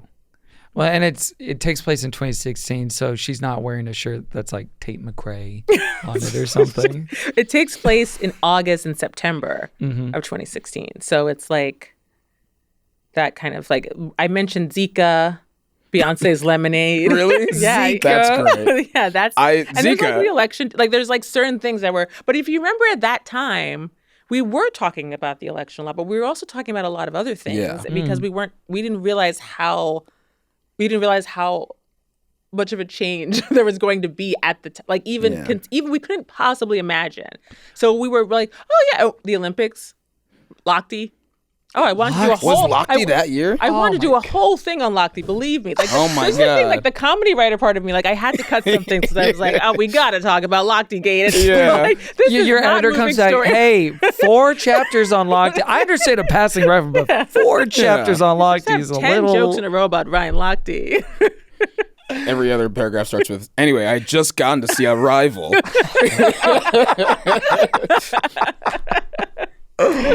I'll always remember the year that movie came out because I saw it the morning of one of my best friend's wedding. One of my best friends' wedding, not my best friend's That's a wedding. different movie. Yeah. It's not. We're not that It's close. One of my best friends. Yeah, weddings. it's just like it's okay if little they bit get married removed. to someone else. Yeah, kind of interesting. So, and I remember there's that a little bit of my best friend's wedding. in the That's book. an influence of mine. Wow. Are you mad that they tapped Celine's song to write the sequel instead of you? No, but I am. I don't. I love it. I love it so much. I don't really want a sequel. Yeah. So Isn't that funny that that's where we're at? Where it's like, all right, sequel of my best friend's just wedding. happen. just this week there were like the holidays being rebooted. Without Nancy Without Myers. Nancy Yeah. Myers, my best friend's wedding. Then there was like a third thing too that was like. Well, I mean, The Devil Wears Prada 2. Freakier Friday comes out as it's already come out as you Yeah. listen to this. And we loved it. And we gave it 10 out of 10 Manny's here stars. right now. Chad Michael Mudface is in it, though. Oh, is he? Which is kind of interesting to bring it back. Sure. Yeah, because and his hair looks pretty good now. Really? How was it looking? How was it looking before? Oh, well, no, I didn't think it looked bad Oh. before. I'm just saying, like, at this age. I played the fiddle. I don't think I want to say. I think he's doing Hallmark stuff mostly now, but, you know. Nothing wrong with that? There's nothing wrong with that. And we love the Hallmark Channel. Do you think there'll be like a Hallmark for a podcast at some point? Whoa. What would that What? entail? What? Like something where it's just two people talking. They're not talking about a specific subject. I guess like this podcast. Like they're just. No, we're talking about the loved one but in I mean bookstores something now. where like Hallmark, the idea is that like it's kind of a bare bones distilled formulaic Yeah. thing, but people enjoy it. But it's a version of the movie channels. Like that's what Yeah. it started from, Oh, right? that exists. For podcasts? Yeah. What is that? Certainly. Well, I feel like that's just the podcasts are so across a broad channel of places that they're just a bunch of podcasts like that. But I don't know. Okay. There's definitely like little cozy time. I feel like a lot of the famous people interviewing famous people stuff is like that. Oh.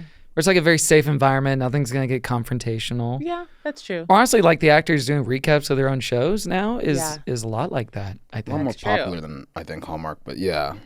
I guess to me, Hallmark is Yeah, like Hallmark. Yeah, but maybe I'm being judgmental because No, I'm I- thinking there's a little shame, but maybe there isn't. There's no guilty pleasure. It's just pleasure. No, it's over. yeah. I It's think just pleasure. I wouldn't Yeah. call it 2025. shame as much as it's just like I think the cultural perception of Hallmark is like low budget, not a lot of big Yeah, the names. budget is part of it. Yeah. too. Yeah. So it just feels like it's also just like podcasts have such a low barrier to entry that it just feels like the Hallmark is just the entry level of it's like two guys who are just making a podcast because they're friends. You know, there was a podcast I listened to during the pandemic, and it was like not low. Well, in the sense that it was just people talking, and it was kind of. It was called Run the Track, and it's this Run the track. British woman that's like very funny that I kind of like got into during, and I haven't actually checked. I hope she hasn't done anything terrible since then. J.K. Rowling, This little no. British comedian.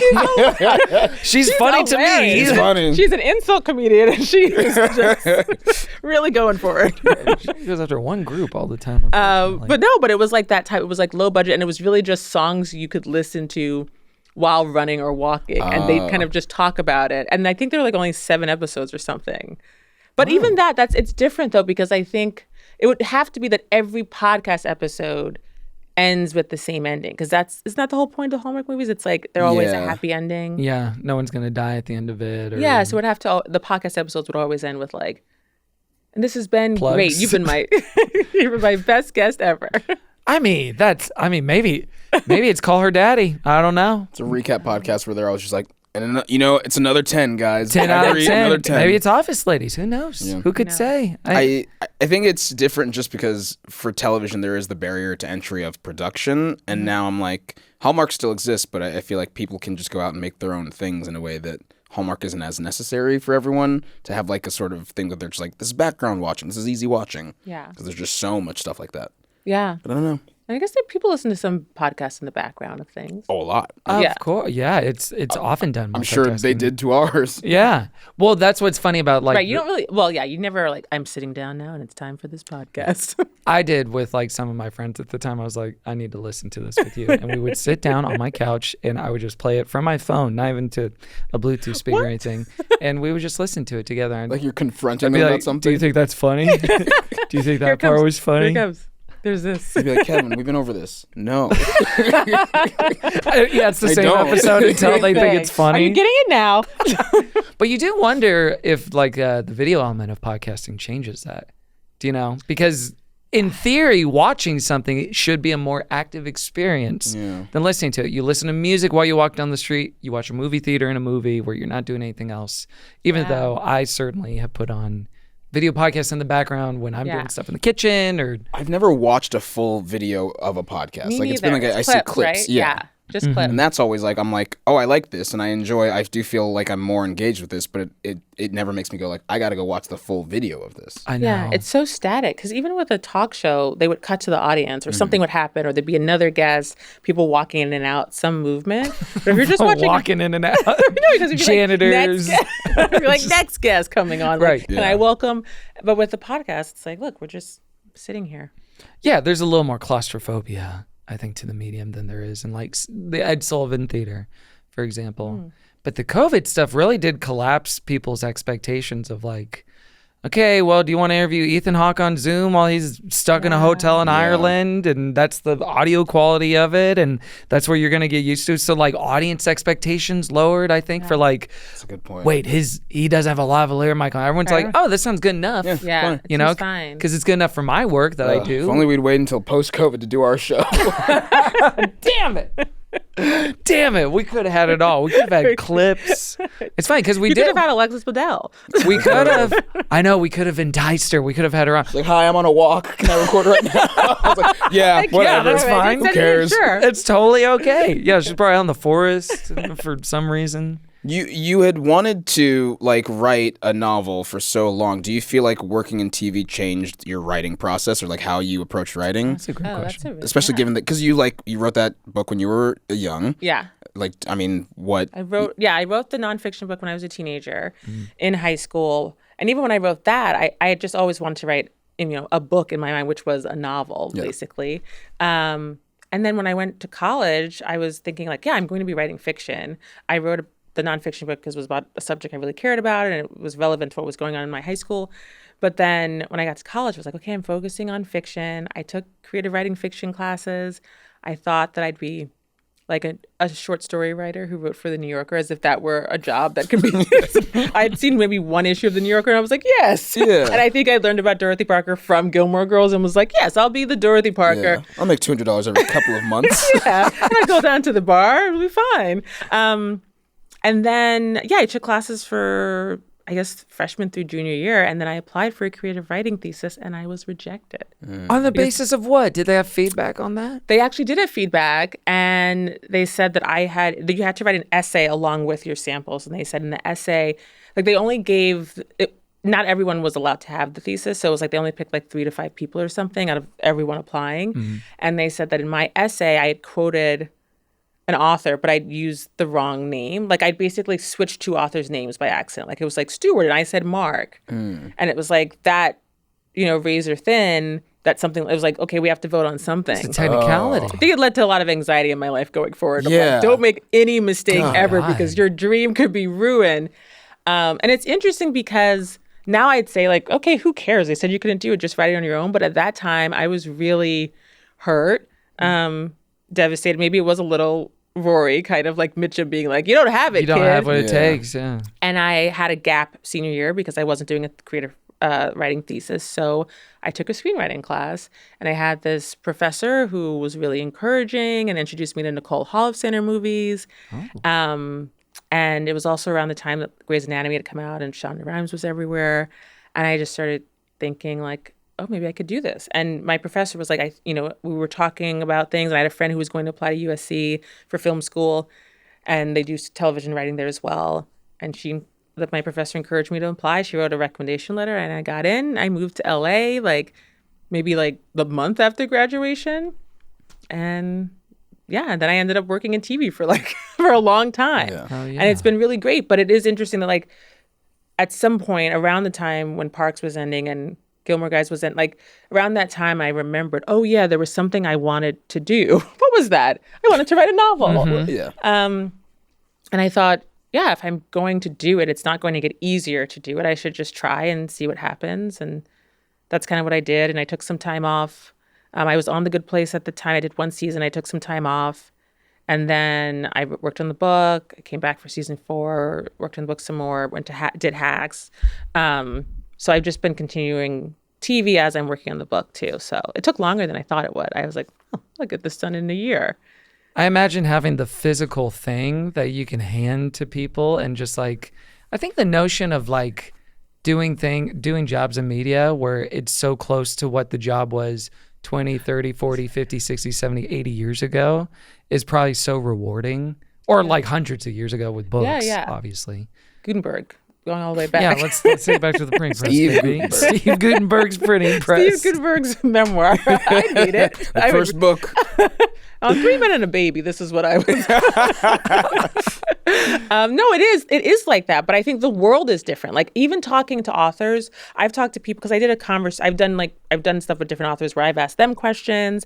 I've met more authors now, it's been such a great community to be part of. They're all tend to be really great people, really sensitive, interesting people. And a lot of them will say, like, even from like 2018, like they had a novel out in 2018, it's different than it is now. Like COVID has changed that industry too. There were more in-person events. That's not happening as much now. Obviously, there are a lot of different ways people are getting books, and some of them aren't leading to like the publishers getting as much profit as they could be getting, and then so they don't have as much money. And I think the social scene seems different. Like I remember reading a newsletter on Substack that referenced Tina Brown's on Substack now, and she was like the editor of Vanity Fair back in the day, and she was very in like media world and just talking about book parties. Or even when I went to New York and met my editor, who's like around our age, there was an editor who was retiring, who was older, and she was like, I got all these stories from him about like, they'd go to the publisher's apartment and then all these writers would be together and these other people would come and like New York celebrities and people get drunk. And it's like, now it's like, okay, do you want to meet at Bennigan's? I don't know. Bennigan's, oh my God. Or I don't know, but like, you know what I mean? It's just like so many industries, like the excess is gone. I mean, that's happening in TV and film now. We won't talk about it, but why not? It's all getting squeezed out. Yeah. It's just like, and to some extent, it's like, okay, I guess you don't have to have a huge party for every single book, right? Or you don't have to have an end of the year thing at a publisher's apartment, maybe. But also, that's fun, right? That's the part that seems very fun, and that seems old in my head. Like the book, still a physical book, but when you hear about these like the literary rat packs running, like it's just a different. There's all these guys trying to date Natalie Portman in Brooklyn. Like Donna, or like even before that, like Donna Tartt and Bret Easton Ellis, or like I remember meeting Zadie Smith when I was in college, and she was with like traveling with Dave Eggers or something. They were like touring or something together, and it was just interesting. Yeah, like they weren't on social media, but everyone knew it was just everyone knew who they were, and it was like a celebrity is on campus, like these writers are here. Well, celebrity felt so much bigger because before social media, it was like you don't have access to people, but there's so many less celebrities. There aren't as many like worlds where it's like, oh, I don't know the famous people on TikTok, or I don't know the famous people on this thing or this channel or whatever. So it's like there was a more homogenous idea of like these people are famous to everyone. Yeah. Therefore, they're more famous, and I don't know them. There's the book section in the newspaper, and you know it's like, oh, I hadn't even read Zadie Smith's book, but I was like, I know who she is. She's this young woman who wrote a book. This is incredible. Totally. Yeah, and especially even since last time we all talked together, the game now seems to be more, it used to be, I'm not like you. I've done something that's different from you. I'm like outside or on a different plane, or I'm an artist of XYZ renown. And now the game is, I am like you. I'm like posting on Instagram stories just like you. We're the same. Like accessibility as like emotional accessibility in stardom feels essential unless you get grandfathered into it from a different time. Or if your inaccessibility is the whole deal. If it's like you are Lady Gaga, but even Lady Gaga. No, Lady Gaga's there. She's out there. Yeah, she does like vulnerable interviews. How do you and think stuff. Gilmore Girls would be as a show? Because so much of that show is like small town and like things aren't making their way to them. Like I feel like that it had a very, I think only one episode did this, but it felt like almost like we're in a snowstorm. Like the whole vibe of it was like we're in a small, cold New England town and no one else can get in. And I think it would be such a, like the show would have to be so much more dramatic and plot driven and less like oh, you're just sort of living with these characters, and you probably get a lot less townies because, well, you don't get the 22 episode seasons, and it's just like you're getting eight episodes, and then 3 years, and then 8 episodes, and it's just sort of like we got to do something to hook people. Yeah. They're like a show like Gilmore Girls. I truly am like, I don't think that could exist anymore. And I like that pace. I really like, and just kind of like talking. Like it was both slow and fast because the dialogue is so like clipped and fast, but then there's like kind of a cozy, slow heartbeat to it, you know? Yeah. It's kind of a... Yeah, imagine if it was on like a Stranger Things or like a Euphoria publishing schedule where it's like, all right, season 3 coming in 5 years or whatever. Yeah. It would be hard to have any Rory's sort 28. It also would have just been like the boyfriend that you meet at the beginning is the boyfriend for the entire show. There's no like we lost one and come back. It's like you need you to get attached to people. Yeah. Nope. They hadn't figured out all the contracts yet. So Yeah, you're just exactly. Like, oh, man, he's on the OC. I was Now we're going to have to promote this guy. A friend of mine and I were discussing, she just like kind of had a Hail Mary for me and said, you remember in I Love Lucy when they moved upstate to the farm? And I was like, of course I remember those episodes. Oh, I don't. Because in I Love No, Lucy, they lived in their New York apartment. The first one with no window behind them. Right. Yeah. The second one with a window behind them. And then Superman flew there one time. I promise he did. Superman, I believe you. but I'm Superman just was like, on I Love Lucy. Oh, you could do anything back then. promise. Well, You really could. I think Santa was in a Ted Lasso episode. Santa was in a Ted Lasso. So, That you know, tracks. keep dreaming. Like anything is possible. Yeah. You can still if do you what you can't want. handle me at my Santa was in Ted Lasso, you don't deserve me. And my Superman was Lucy. in I Love Wow. Lucy. Or my Kramer in Mad About You, I want to say. I think he did one episode. Kramer, not Michael Richards, but Kramer was in Mad Awesome. About You. That's great. Yeah, kinda I interesting. even loved crossovers. I loved when Urkel was on Full House. Yeah. Yeah. They should put 11 in Riverdale. Riverdale's not on. I don't know, Get it man. back. Everything's coming back. everything's coming- they should Honestly, like Riverdale might be considered like legacy media. at They this should put point. 11 in the Frasier reboot. Might be. Or 11's in Yeah. Frasier. Good God, 11. Frasier got canceled, dog. It but did? Maybe 11 canceled. I him. just Yeah. started watching Frasier. That's crazy. Oh, man. That's The why they new did. You think they knew? No, I started watching the old He Frasier. started with New Frasier. He's like, I'm Yeah. gonna do this like Boyhood. Let me wanna catch see, up. I want to see how he got to this place. Yeah. Oh, but we were talking about I Love Lucy, and eventually we got to the idea of like what, because we knew it from, because she was around my age as well, and we got to the idea of what reason would a 10, 11, 12, 13-year-old have for watching I Love Lucy in 2025? Right now? Like Pretension. yeah, genuinely, Yeah. because Yeah. it is so You'd have to seek it out too, right? Yeah. Like Yeah. you just have to. You'd have to dig through it. It wasn't just like, well, it's on. Yeah, there's no Nick at Night type thing. Yeah, I'm surprised by how much time, how much we're talking about like how things have changed. You know, I think this is no, but I think it has to do with also like our generation. Like it's like I don't think there's been a generation that has had this much change happen within a decade. Like of their like if it's so much. Like if Yeah. you had recorded a radio show in 1979, and then did an update in 1989, there'd be some changes for sure. You'd be like, he moonwalked. But that would be the big headline. And nothing Did you else. see it? Oh my God.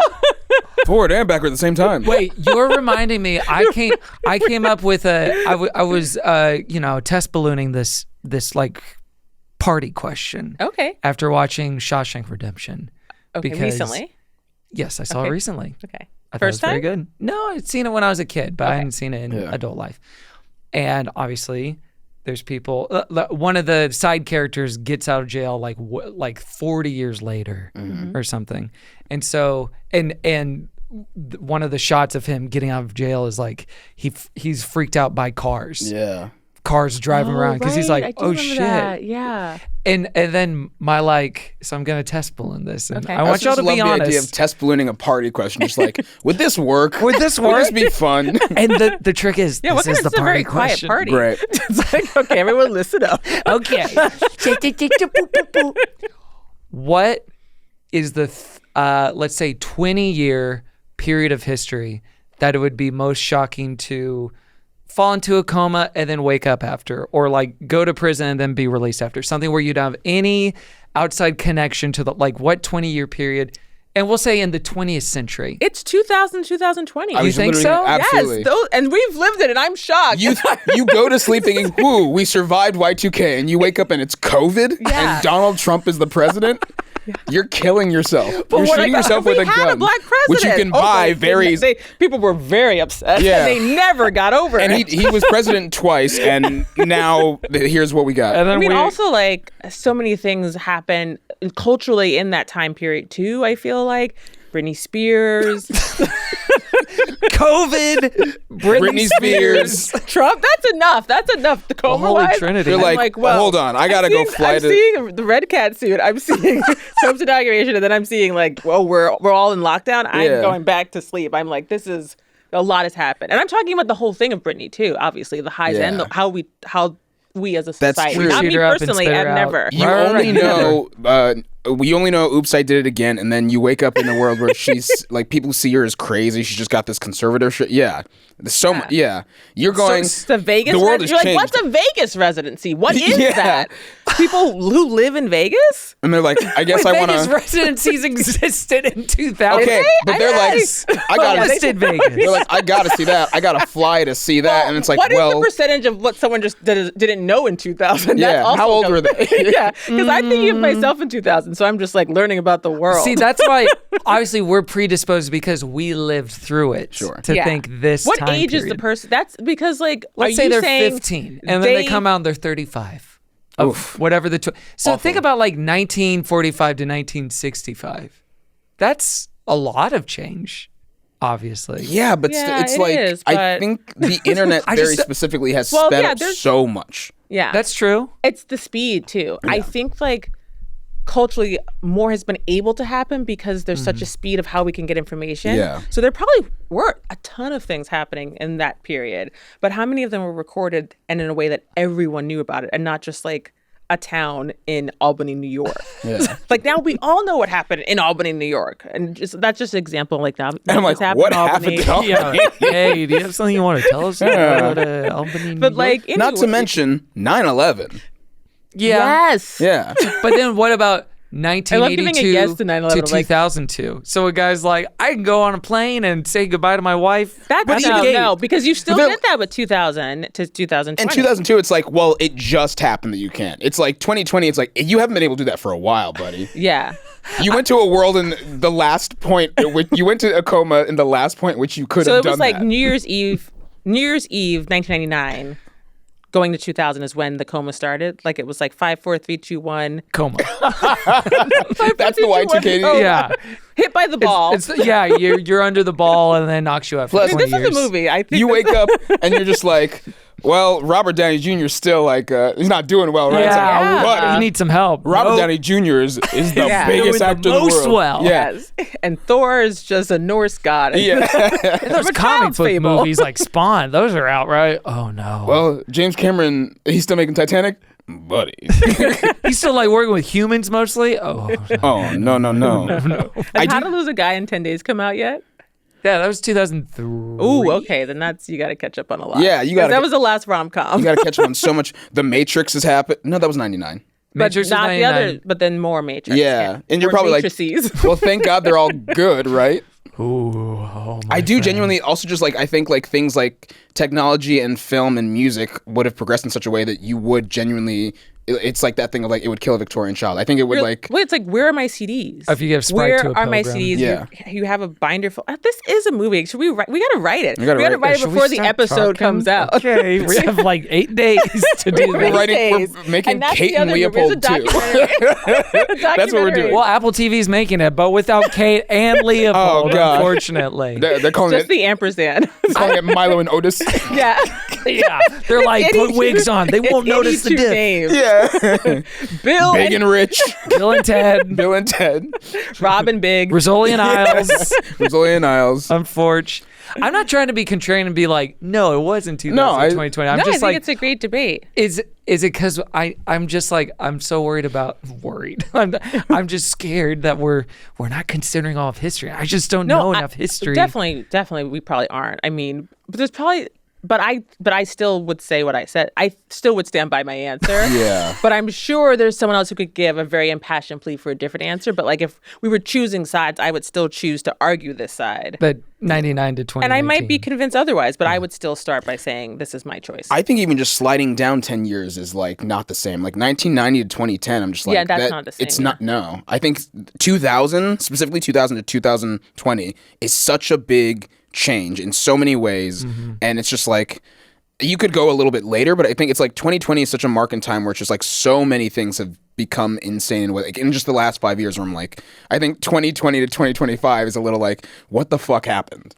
Oh, you 2020 to 2025. Yeah, I'm just saying like even that break is so, I'm not in like, it's not as insane as like any of the other like 20-year gaps, but I'm like, I think that time difference is so. Actually, I'm realizing COVID didn't really until like March 2020. So you're saying. So actually, maybe because we said So not 2000, New Year's Eve. We said 2020, but actually, like 2001, 2021. 2001 to 2020. Yeah. That would be Yes. the one, I guess. That's what it is. The 20-year gap. January 2001. So you do think you still can have the moment of like I escaped Y2K. Yeah. I like the beginning where it's like so. Whew, I Okay, survived. that's okay. There was a girl I went to school with who in 4th grade said, I'm going to die when I'm 16, and so are you. And I was like, what? and she's like, because in 2000 we'll be 16, and that's when the world will end. And I was like, huh? I'm glad that. So it's less about the individual, No, we're going to die. It was like more everyone's going to die, and we will be 16 when it happens. That is a terrifying thing for a child to say, period. But yeah, And I remember I'm, her name, but I won't say it. I'm glad that Y2K is a concept. It wasn't a fringe concept, but I think it was something that even at the time, we all were like, that's probably not true. Have you guys read the Chuck Klosterman book, The 90s? I read one essay from it. Highly recommend reading that book because he talks a lot about how a decade also becomes kind of just like a series of like jokes and gags, Yeah. like, ooh, it's silly putty, or like it's this thing, it's a lava OJ and lamp the from the Bronco. 70s, you know, like that type of thing. Then he goes through what was actually happening in the 90s. And it's like, who do you think the number one artist of the 90s was? Is this a real question for us right now? Yes. Michael Jackson, still. Hee hee. What'd you say? I said hee hee. Oh, I thought you said Iggy, like Iggy Pop, and I was like, oh, Kevin, no, you're far off. It's not Iggy Pop. Ziggy the comic? I don't know. Garth Brooks. And Garth Brooks doesn't seem as like something that's lasted or that he's No. like cool in any way, but He never went digital. it he- was well- like very well. He had the Chris Gaines. He thing went where digital went- on Amazon. Oh, really? Yeah, his music is only available on Amazon Music. Oh, really? Great. Wow. Yeah, which like the other day I was watching him in a in a Billy Joel documentary because one of his talking head interviews was as bananas as his Facebook video. You know Yeah. what I'm talking about. I obviously like- don't.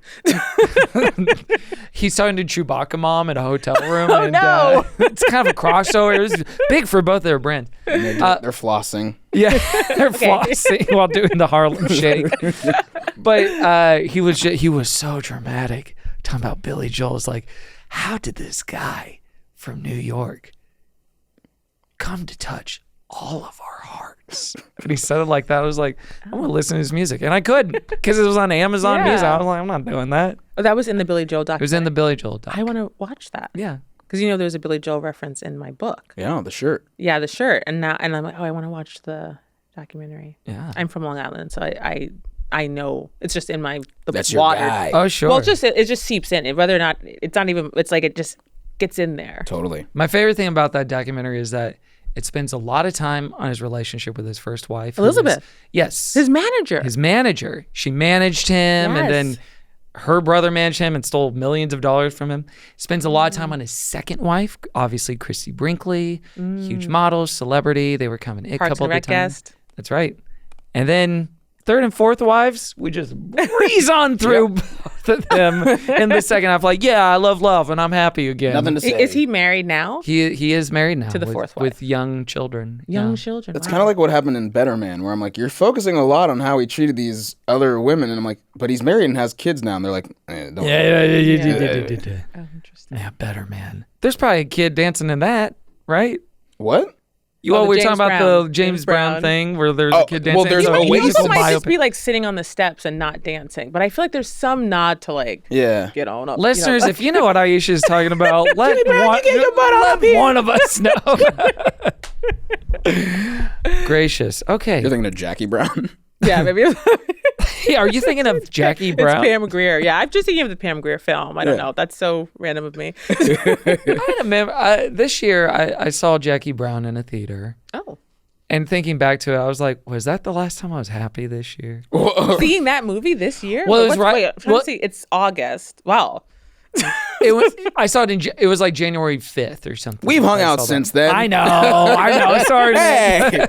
No, I'm kidding. No, but it was like right before the fires, and Oh, I was yeah. like, oh, everything's yeah. fine, Yeah, you know, no. and so all Yeah. that stuff. But, yeah, it's all good. I was just thinking about so Jackie long. Brown the other day. Yeah, no. It's. I was thinking recently that's strange to think that all happened this year. Oh, yeah. Yeah. Yeah. Okay, I'm going to ask you guys some Gilmore Guys questions. Oh, Okay. oh, man. Okay. I'll start with Demi. Okay. Oh, they're only directed at one I'm person at a scared. time. Well, I'll start with Demi, but it's the same question for both of you. What was your favorite... Outfit that No, what Rory was your wore. favorite bit from doing Gilmore Guys? A Favorite Gilmore Girls related bit that you did on the show. That Oh, you okay. Like.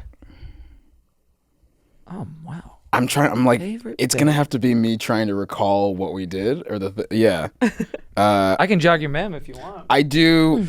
Now, when you say bit, do you mean like something that was built in like a segment of the show, or like a recurring joke that I we think did? a recurring joke. But if it was a segment that felt like a recurring joke to you. The two that pop out immediately are me trying to trick Trolley into thinking I'd seen Good Will Hunting, Hunting. because this came up the other day, and I was like, oh, I still haven't seen that movie. Maybe I should actually watch it now. But then also you talking about Matt Bomer being in Suits, because I think the other day you mentioned Matt Bomer, and I was like, what is the reality now? I don't remember which one. He's in White Collar? Okay, we can say this now.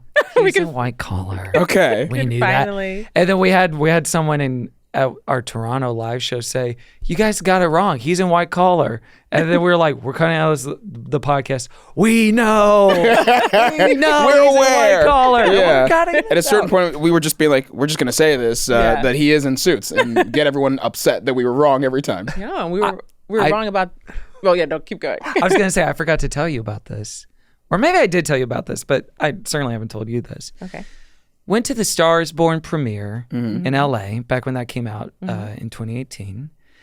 And it was the LA premiere. Bradley the Pooper Cooper introduced it. All the stars are there. RuPaul, Gaga, Kumail, all the biggies. Yeah. Sure, yeah. Yeah. Mount Rushmore. And I'm there with my friend Chelsea, and we're at the like the little reception, the after party thing, which is a big little to do because Yeah.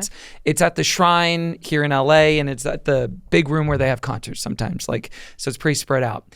And Gaga has a little gaggle. Gaga's got a gaggle Lady Gaga. around her. And we can't really see, and we're kind of looking at a distance, but we're not like trying to get up close or anything. But I see a very handsome man go into the center of the crowd, and I said, And not Bradley Cooper? not Bradley a Cooper, handsome although quite handsome, obviously, okay. but not him. Okay. I was like, oh my God, that's Matt Bomer. What's Matt Bomer doing here? Are they friends? That's kind of interesting. And Chelsea's like, no, that's not Matt Bomer.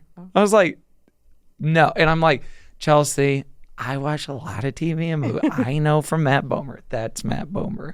100%. And we talk about it for 15 minutes because she's like, I feel crazy right now. It's not Matt Bomer. And I'm like, no. I'm not saying you're crazy, but you are being a little crazy right now.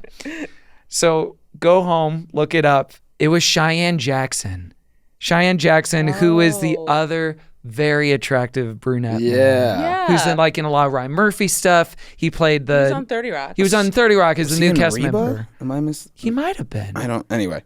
But I did the bit in real life, Yeah. and not as a bit. I was like, You were like, that's, I know Matt. That's Matt Bomer. That's Matt Bomer, That's star wild. of Suits. I know him anywhere. They both have very piercing blue eyes.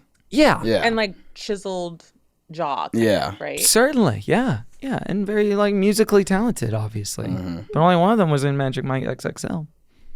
Are we Matt sure Bomer. of that? Well, no, I'm not. Damn it. There's no way to know if a handsome white person was in Magic Mike movie. Oh man, I question it now. Yeah. Unfortunately, it's sad. I don't know. I don't know what my favorite bit would be. I didn't even ask you yet, but yeah. Oh, okay. So, Oh my God, Kevin. I'm here to listen and learn. My bad. But wait, I thought you said you had 2. Well, it was Matt Bomer Suits and then tricking Trolley into thinking I had okay. watched Good Will Hunting. Okay, so Kevin, That was a recurring one. same question. Oh gosh. You know, in preparing for even today, I was like, oh, we're gonna find some connections thematically to like what the book is and what the show was, blah blah blah.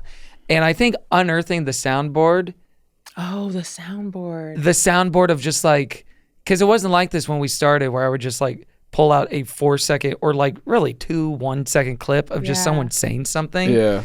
And those were all, I don't think about them hardly at all anymore. But some of them were like, oh, this is like a pop song that I listened to over and over Yeah. again when I was like, Like a 10 time years capsule. old. For example, I listened to this for the first time in 8 years today. Whoa, big Buddha! Oh, yeah. Wow. Yeah. I was like, oh, Big Buddha. I wasn't working blue. I swear I wasn't working blue. Which made me think of our little when we would edit twop into a song. Oh, yeah. Don't believe me, just twop. Flop. Oh, yeah. Demi made it all. Yeah, that was Whole great. shebang. I do remember that. I'm Gil. Whoa, Gil. this is Yeah, right? is trippy. It's like hearing music. Yeah, It's not music, No. No, yeah. but it feels like You remember where you were when you first heard it? Oh yeah. Then Of course, I made a in reference to Cones. that on your post about the Gilmore. That is very connected to this Wait, reunion. play it again. then Oh yeah, in code. I put like just the cone emoji, and I was like, let's see if anyone gets that reference. And I think several people, like a lot of people did, like Wow. 100 people. mucho mac and cheese. Oh my God. It's like in my head, I think these have been filed away with just thinking that's probably from a commercial or something, and now I'm like, no, this is from this podcast. Yeah. Wow. Wow. It was all from this. Yeah. Is that a new shirt? 'Cause I like it. Wait, is she saying that to Dean? She's saying that to Dean when they like break up for the last time in season 5, I believe. But yeah, I was looking at those and something about, because I remember Demi repeating it. I remember specifically, is that a new shirt? Because I like it. Because I like it. And just like a little earworm. Like my I didn't God. know lines like that could be earworms. Yeah. That Yeah. weren't like, say hello to my little friend or like something like that. But like, No. is that a new shirt? Because I like it. It feels like we were not the advent of, but it's like meme culture is such a thing now, and it's just how language works. But just the idea of within a closed ecosystem creating a meme that you can like forget about and then reappear like almost a decade later is fascinating. Absolutely. Yeah. We're going to feel that about Damn Daniel in 10 years. I feel about Dan Daniel Damn right Daniel, now. yeah. That even I know that. That was still when I was plugged in. Where's that guy now? Half of this Where's conversation is Bravo me show? You know, I referencing. recently was in Larchmont Village, and I heard people behind me saying, "Damn Daniel!" No, that's not Damn Daniel. I'm talking about the other kid, at the dentist, and they were trying. They were my trying. Oh, David at the God. dentist? Yeah, but there was a little debate because he was like, "That's not what Daniel says." It's not what Daniel says, okay? I'm like a Daniel acolyte. That's not what he would say. It's like one of those Jubilee videos where someone's in the center, like, my first claim is Damn Daniel wouldn't say that surrounded by people Yeah. who disagree. They rush for the chair. Oh, boy. It's also, show now. I'm like, I'm Frankenstein's monster about Daniel, where it's like, Daniel wasn't the guy talking, by the way. He was the subject of the video. He had the white Yes, bands. yes. Daniel never speaks in the video. It is Frankenstein's monster. Yeah. A lot of people think that Damn Daniel is the guy, but The actually Daniel. subject is Damn Daniel. Subject is damned. Damn Daniel Daniel. is being damned. Exactly. He's not giving it Yeah, down. and we So forget if that. you're that Daniel person the who was damned. behind me in Larchmont Village, you got it all wrong. Yeah, you're incorrect. I mean, you've been a little logged off until recently. Yeah, that's what I was saying. Yeah. I've been like, well, I think I wasn't on Instagram for a bit. I did opt out, as you said. And I just missed some memes. But that's the thing. I was always kind of like that. But I think when I was younger, I didn't have to prove that I knew what was going on. Totally. Because I was like, I was what was going on. Right. You know what I like, am. Yeah, what's yeah, going I'm on. living. It's I don't need to live beautiful. Yeah. in this other space. I think that's just kind of my personality. Like I'm often missing things, and I'll have to like text them like, what is this? Like, I think I'm bad at the internet, which is like, I feel, and I was like, oh, this won't be a problem. And it's just continued. I feel good missing things now. I feel like I'll talk to people and people will be like, "Oh, this song that's everywhere." I was like, I've never heard this song in my life because I'm not on TikTok. I'm not in any of these spaces where it get played, and it just feels a little like the frustrations are like things that people have in this certain space. I'm just like, I don't experience that. It's nice. He has no shame about not knowing Diet Pepsi. Maybe I should take. Okay, so what? Addison Rae. Oh, I know of it. Is that a song by Addison Rae called Diet Pepsi? Yeah. Is that the one we drive in your car, and baby? Take Demi's attitude about it and be like, I don't know. And I've opted out and I don't care to know. That's all right. I'll learn, and then I'll be like, okay, it's nice that you like that. I'm going to go over here. I'm trying to balance, especially aging, the concern of like, I don't need to be someone that's like, how do you do fellow teens, and like trying to be current for the sake of establishing a sort of a brand of like contemporariness, like whatever the cool thing is at the time. But also there's this competing urge to not be, for me individually, there's this competing urge to not be completely comfortable in my ignorance. Sure. Do you know what I mean? Right. That's the thing too. Like you don't want to just opt out and be like, well, I haven't updated my system since I thought like this was relevant to me or something. Like you still want to know about things that are going on. But that's the thing. There's too many things. It was probably easier for someone. Oh, we're going back to like, but it's like, be like, what's going on? Friends was on last night. Okay. Yes. That's there was it. a monoculture of sorts, but now it's like, well, on the other channel, Martin was on. Okay, that's two things. Yeah. That's all I need to know.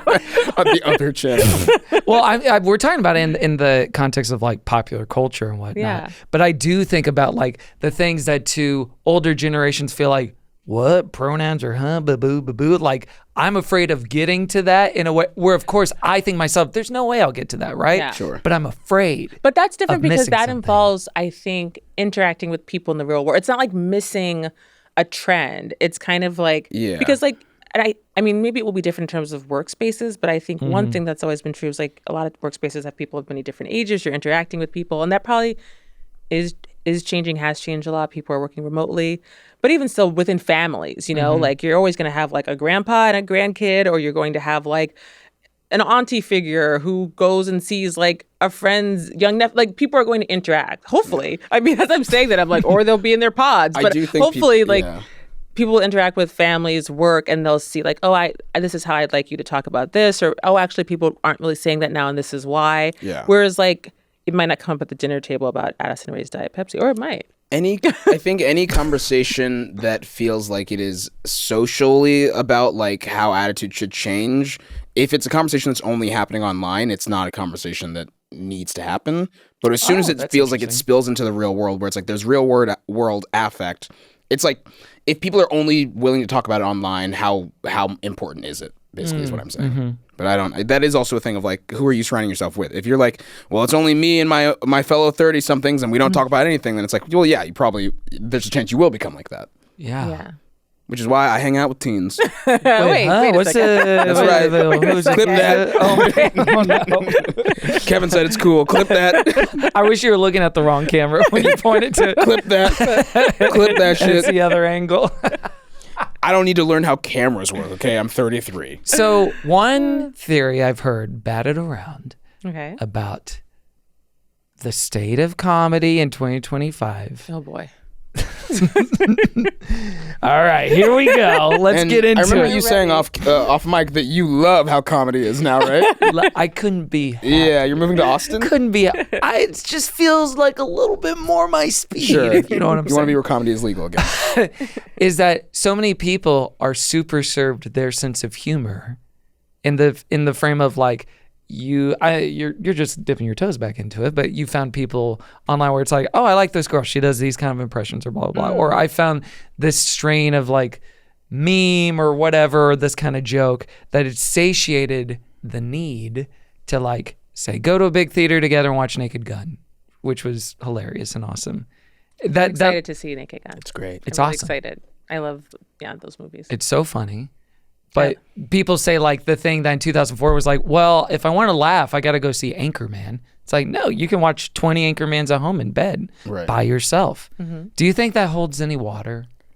What you're just that idea? Because I've heard that repeated so much is like people don't go to comedies and they're not sold in the same way anymore because of meme and online video culture, I should say.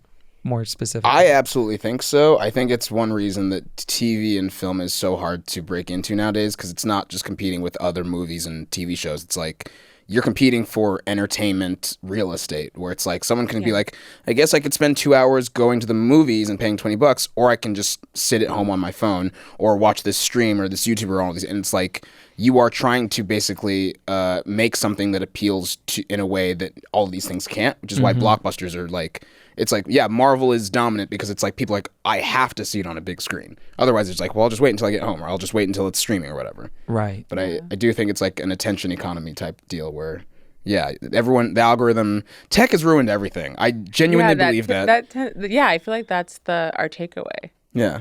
Boo, tech.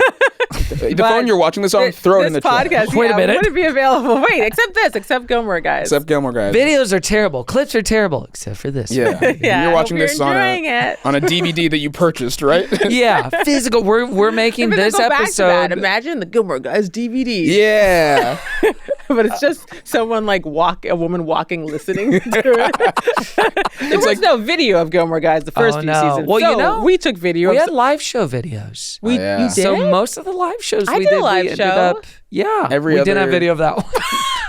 Every other episode is going to be like when you get on a treadmill and it's just like a stream of the walk. It's just like, this is the Grand Canyon. Yeah, it's a still image of the two of you, but it's kind of like slowly zooming in. Yeah. Or it will have been animated. It's some type of AI thing. Don't get me No, started. we don't want that. Vin I Diesel feel like hates people are AI. gonna, this is, but you know what? This This is one of feels my very favorite. much like going to the past, because I feel like every time I did an episode of Gilmore Guys with you guys, I would be like, I don't know if this is what people want us to be talking about. Yeah. And I would be like, maybe we should talk about Jess more. And so I feel like I'm having that same thought, but I'm not going to talk about Jess more. There's a little bit of we're in the clear because they didn't know this was happening, and it's not Totally. really. It's all gravy, folks. Yeah, it's No, just if yeah, you're like, they should I'm talk more about excited, this. I'm like, yeah. I feel like I'm We're excited, free. but I did have that moment where I was like, oh, this is like, it's like settling back. I'm getting cozier and cozier the longer I'm here. Yeah. Hour Now, 5 of I our was last podcast petrified with- together, it was like this. It I was think like, so. what's the Yeah. state of? All right, let's talk about the show. Let's talk about the show. Yeah, this I was thing.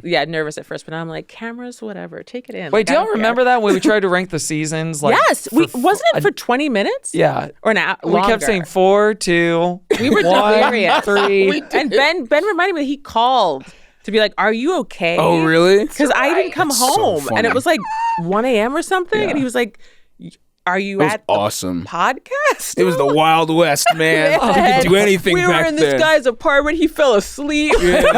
He slept like a baby. It was me, amazing. Jobs, Wozniak. We didn't have no rules. That's how it feel like. We're talking about it just like it was like the college heydays. There was no It kind of was. cameras. Yeah. We were just living, this would man. probably be really helpful for like new podcasters, right? It felt. In what sense? That they'll be like, okay, here are these two hosts who like did this like pioneering awesome thing, and now Pioneering. they're talking about it and they're getting behind the scenes, like some things are for an audience, but the other things are for the people who make the thing too, in a way, in Yeah. a different way. I think some people will appreciate that. I hope so. I wonder. Okay, the thing is, like, you guys are the hosts, but I'm also a fan, so I am trying to think what is something, because I'm like, What would you want to I'm know? like, I Yeah. got them to reunite. I have to use this opportunity. I Reunite. can't have Your parent trapped us.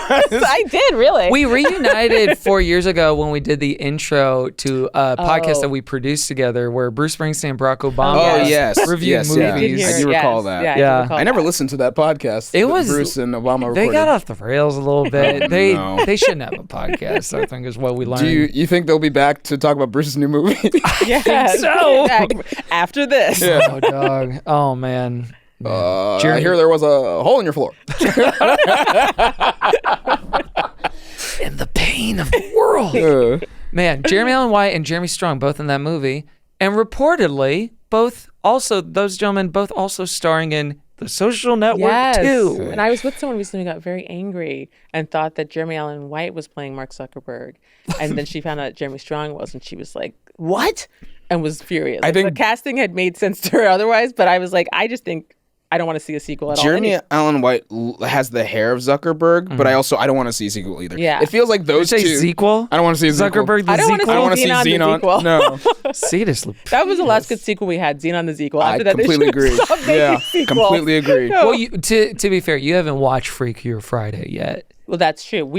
This is happening. This is in a pre-Freakier. Yeah, sorry. Friday. What do you think is the most shocking time period? But you is know it what? I don't before mind Freakier? as much. BFF or AFF? What if we realize we're causing it somehow? Like, it's like, oh no! This is the rift. It's the final destination. It's Every like, time don't go in that a booth. podcast hour crosses hour 2 or 3, it's like something bad has to happen to Oh, restore no. Maybe it's balance. something. Maybe it will be something really great and exciting. Maybe it's amazing. Yeah. Maybe some sort of justice will be Maybe served we'll get, somewhere. Like Sister Act 3. Oh, no, they did Sister Act Are we 3. doing Not. They're doing it. I think. Wait, they're doing it? Yeah, I think Tyler With Perry Whoopi? wrote it. Oh, Yeah. oh. No, I don't know about that. I don't know. Publicly, I Which have means no it probably opinion, will but- never come out. Oh. Yeah, no, but I'm like, I mean, like, I loved that. I hope to work with him someday. No, wait, but No. that's why. Wait, but Whoopi. Okay, I have a lot of I questions. think it is I don't with think there Whoopi. should be any other. I don't think there should be any movies anymore based on a movie that already. Anymore? I don't think there should be any more movies based like a sequel, basically. Like legacy sequels. Another movie. I don't think it should be one movie. What about remakes? Because Naked Gun, that's sort of a, I guess Yeah, that is but there has to technically be, a legacy there has sequel. to be You gotta a in under the time wire. limit for how long between the because we haven't had a new Naked Gun in a long time. That's true. So It's also- we're due. And Freaky Friday was a remake originally, and Yeah, the first that's one is true. I think It's it's a also a thing sequel about the type of movie. Like Naked Gun, it doesn't have to like No, it's be. It's not like trying. It doesn't a Yeah. thing where it's like we're just gonna make references to the original and do the same plot. Where I'm like, that's nothing. But I think it's like the Disney plusification of film where it's like they're not making movies to be good. They're making it to be like, yeah, we need something for the service. Like the Hocus Pocus 2, where it's just like we're gonna do what you want. Hocus Pocus 2. Hocus Pocus. Is that how I sounded? The Hocus Pocus 2. Oh, guess what? Whatever. Well, the Freaky or Friday. The Disney plusification is a good way to put that it. would be a shock in the 20-year period as well. Wait, the sweater guy? Yeah. There was, Everything would be like when what's that guy that went on Conan? He's just like Jim Jeffrey Epstein. Downey? Yeah, when The every, fucking yeah. seer. Oh yeah. I remember maybe 2 or 3 years ago, it felt like Showtime was on a real streak of, hey, you know that movie? And it was American Gigolo, the series. Fatal Attraction, Oh. the series. It was like, Yeah. oh. Now, do you think that really works for people? Because it doesn't work for people I know, but maybe some other people are like, because I think Loving their it? idea is that like, absolutely. oh, it's something they already know. It's 100%. recognizable, which, you know, hopefully this book will be the thing people know and then it'll be coming to theater. No, just kidding. This Do book you is want to coming turn to this theaters. into a film, or would that be a thing that you could envision? You know, I've always been more of a TV person, Sure. so I can't talk about anything yet. But I think if it were to be a medium, it That- would be Nice. more TV. And what's the moratorium on making a legacy sequel to Loved One? If were You know there to what? be Though one. my daughter, one of her, she's almost 3, but one of her jokes. It's not one of her best ones. She has other jokes that are really good, but one of her Drag her. jokes is called. I mean, she's a comedy writer mom. She has to get to a certain level, but one of her jokes is that she calls my book Love 2, and then she giggles. That's a joke we would make. Yeah, I literally was like, that was in my head. So she's great. She's better than me. Holy moly. She's very funny. Yeah, she's a really funny kid. Wow. That's sweet. You got the good kid. Oh my God, such a controversial. What? Lorelai. You thinking about? Do you think that Jeremy Allen White and Jeremy Strong are going after you specifically with a Sorkin It sure sequel? and- feels like yeah. it, doesn't it? Yeah. I feel a little targeted right now. Interesting. And I think obviously those are both talented men. What did you think of Molly's Game? Truly. Yeah. Now that the time has passed. Truly. The gag orders up. Journalism is dying except for Aisha on this podcast. I'm just Well, we yeah, that's fine. There's some stuff in it where I'm like, that's kind of interesting. Yeah. But for the most part, Is there anything about Gilmore Girls that has drastically or been a big shift in how you see something in the show, or that you had to take, like, you know, maybe you were feeling a certain way towards a certain boyfriend and now you've come around to be more in the camp of, solidly and want a specific boyfriend, and you kind of want to apologize to anyone. Or Whoa. Hey, wait a minute. say like, Yeah, I love Jess. Yeah, I love Jess. Sorry to anyone who. I love Jess. Yeah, sure. but yeah, like anything that's different. Like, I think looking back, the thing that changes all this is almost the way Girls, the Lena Dunham show on HBO, got reevaluated. I feel like it's gotten reevaluated so much and so positively in recent years as being a period piece. So it captures a mid-aughts moment of like, or 2010s or whatever. I think it was 2012 when it came on. All of Lorelai's skinny scarves. In the same way, there is such a thing of like, oh, that was turn of the century, like Bush era, which I'm sure we pointed out during the show, like Bush era, kind of like cozy TV comfort food show in a way. And what's funny too is like the memories of doing the podcast and the memories of actually watching the show are kind of like have blended in significant ways. I think one of the reasons I don't remember the show so much is because it was filtered through the lens of this podcast. It's like I remember the podcast, and then people were like, what about when this happened? I'm like, I don't know what you're talking about. Luke had a kid, bro. He had a kid. Oh, wait, yeah. April Nardini. Yeah. Right. Then we had her on the show. Yeah, I mean, I love that actress. I ended up watching Switched Up Earth because, I feel like we all really love the actress, but the character was hard. I feel like I was positive on the character, and now I'm like, was I wrong?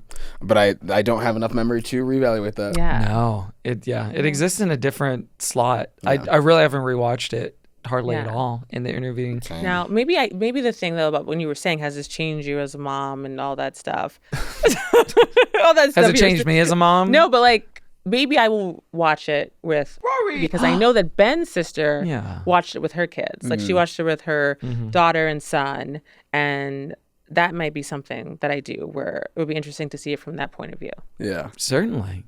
Like when I tried to watch it with my mom when I was a little kid growing up in suburban Texas, and she fell asleep in episode 3. Never to revisit again. My mom was always commenting on Lorelai's parenting. It was like, I don't know about this, Lorelai. Or also, well, the one thing my mom, I don't know if I mentioned this before, but like she didn't like Lorelai's hair part, and she was always commenting on it. Yeah. Wait, now I'm insecure because my hair part's on camera. If your mom is watching this. Oh, yeah. I mean, she obviously will be. That's the one person who will be watching it all the way through. Demi, I saw Kevin, and beforehand I was having to be on the phone with my mom. And I was like, oh, I'm going to see Kevin. He was one of the co-hosts of Gilmore Guys. And she's like, and he hosted a podcast about being a Christian. I was like, okay. Yeah. Oh. Yeah. Man, the journalism beat is covered by your family. Good grief. I was like, okay, thanks for the update. I know. Do you think that Gilmore Girls had any effect on your mother-daughter relationship with your daughter? Like, currently? Yeah. Or like how you see it, or like things you're like, I want to make sure this doesn't happen. Oh, that's interesting. Whenever I at a boat, you're like, let's keep walking. Yeah. I'm definitely not going to say I got the good kid under any circumstances. I don't know. Like, it's so interesting because that show, the whole pull of the show is like the age difference, the gap between them is so small. Yeah. So even with my own mom, it's like the whole thing was like, they're not your average mom and daughter. They're two women who get hit on by the same guy in the pilot. Like, and you get it. Now you know what the show's about. But like, that's the idea. Like they're almost like sisters or something. And like my mom and I have that where we definitely have like a pop culture language that we share, and I do hope to have that with my daughter. That will be like having like inside jokes. Like there are certain things I can still say to my mom, and it's like a joke that dates back 30 years ago. You go like, my wife, and she's like, yeah, she loves that. It's all Borat. We saw Borat together, and we just keep bringing it back. But no, it was interesting. Something from Hop on Pop that she read to me when I was a little girl. Oh wow! And we had started quoting it. And she was already an adult, but when I was, and we started quoting, and we didn't even remember it was from Hop on Pop until I was reading it to my daughter. Oh, bleep that out, I guess. To my daughter. And then my mom, I sent a picture of it to my mom, and she was like, oh, that's where it's from. It was just something we were saying from the book, like a joke. I'll tell you, the joke is that like, it's actually Dr. Seuss is very funny, but there's like, it says like, what is that thing can sing? And then it says song long, a long, long song, goodbye thing you sing too long. And that was something that my mom and I used to say to like end a conversation. Like if one of us was kind of going on she'd say goodbye thing you sing too long. And maybe thought we made that up, or I don't know. It was just part of our. You just lose the origin of it. We lost the origin, and then it came back around when Well, I I was think- reading the story to a kid. That's kind of how I think that is the thing that happens a lot with language, where it's like the source of something gets shifted throughout time, and it is just now a new phrase that you say. Yeah, well, Big Buddha. Yeah, I'm always saying Big Buddha. Yeah, everyone is. That's like, I don't think Gilmore Girls really had. Oh wait, no, Boy with the Poodles already. That's one of Oh, the yeah. big thing. In omnia paratus. In omnia paratus. Yeah, it does have its catchphrases. Rachel Zegler, we know this actress, right? Yeah. Yeah. I know I'm talking like Jay Leno, right? I Just like love it. setting Wait a up. second, Rachel Zegler. Snow White.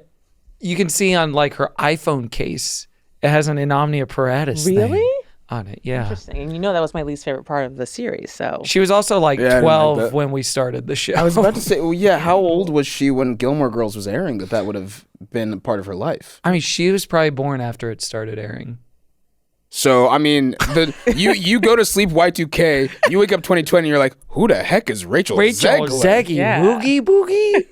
That's one thing that's also changed, I think, maybe in the last few years is like, I don't know if you feel this way, Demi and Aisha, but just watching movies and TV shows where it's like, why are all the main characters younger than me? Yeah. All the main characters yeah, are but that's just time and age. I That could happen know. at any time. I know. That's not like a trend or a cultural Are we all phenomenon.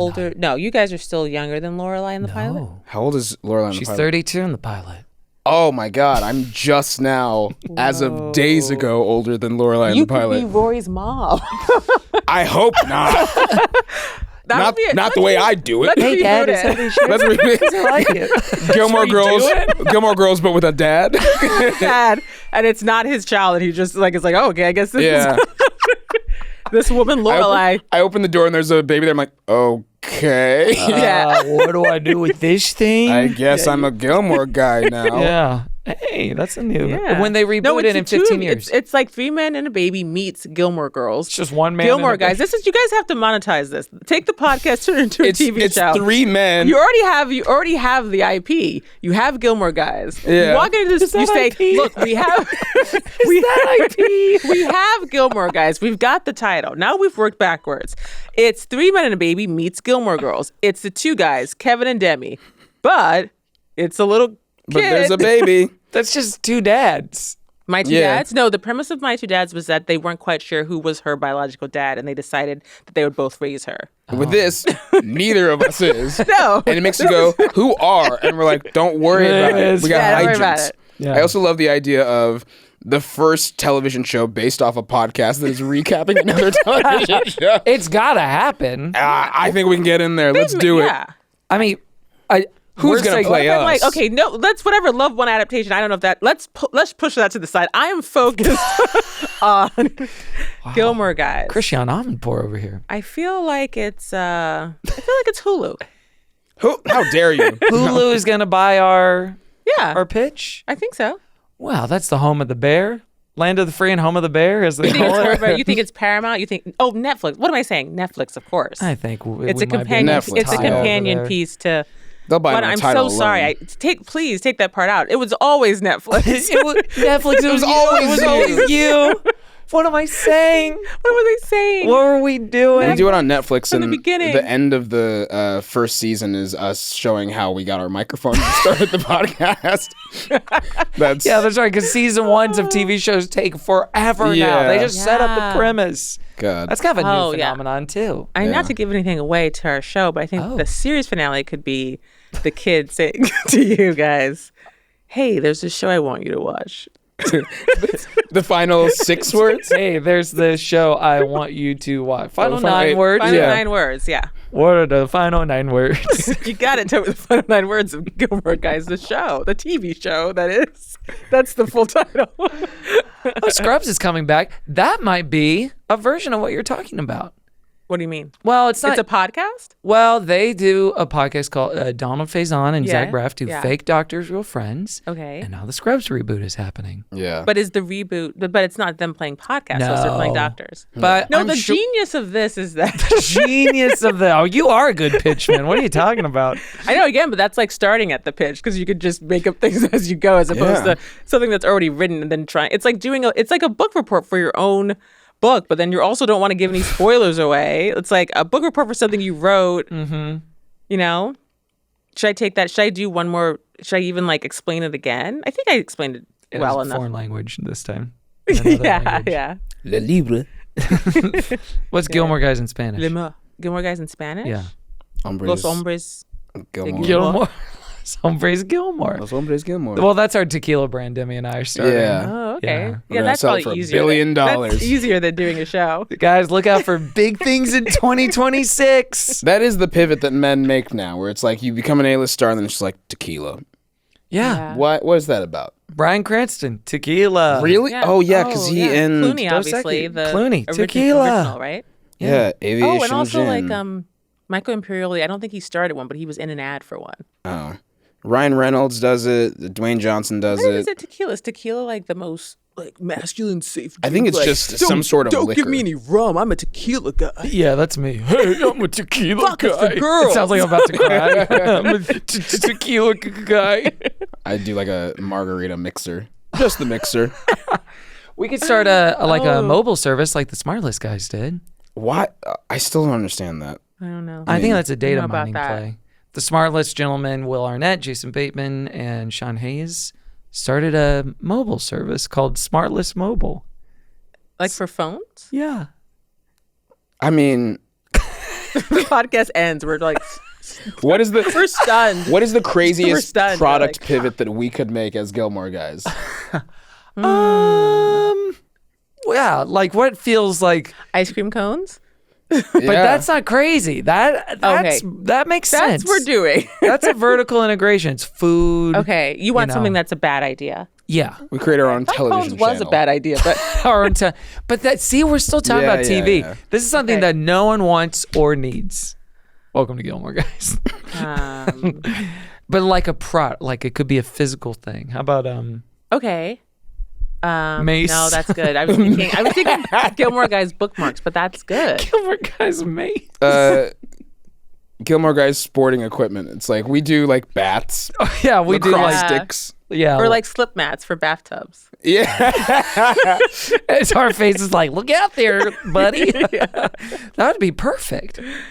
Yeah. Yeah, I know. Too many things. That's something like totally. Because I was thinking of, I don't even commit it to memory what is it again? Live in Life, Death Brigade, right? What is it? I hate The it so Life much. and Life Death and I Brigade. Death hate Brigade. it. I hate it so much. I hate that it came back in the revival. Yeah. And it was like there was a Beatles song playing. I hated that part. Oh yeah, that was Amy and Dan live, laugh, and loving themselves. Oh, and let's do the Etoile recap podcast real quick. What do we think of Okay. Well, half of the trailer we all watch of Etoile? Is that how you pronounce it? Yeah. Well, French, Yeah. Great cast, it seems. Great cast. Great cast. in it? It's over. Luke Kirby. Luke Kirby. Yeah. Charlotte Gainsbourg. Yes. Very Tried to- good. Try again. Blah. And then Blah. some real dancers. Some real and got dancers. canceled after And Michelle. and Yannick Michelle Truesdale. Yannick Truesdale. Oh. A Was he friend ever of on the the Gilmore podcast? Guys. Yeah, Yeah. of course. Yeah. And You know who I saw recently walking Who's on that? the Silver Lake? Well, yeah, I can say that. She was walking on the Silver Lake Reservoir. Uh-huh. Mrs. Kim. Miss Kim. And I like stopped, stared a little bit. And she was with another actress who I can't really put a name to, but Yeah. they were Rose like Abdu?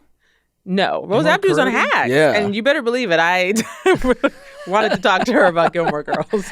Oh, that's right. Is she still on Hacks? I think so. Yeah. Oh yeah. Yeah. Oh great. Mm-hmm. Man. She's great.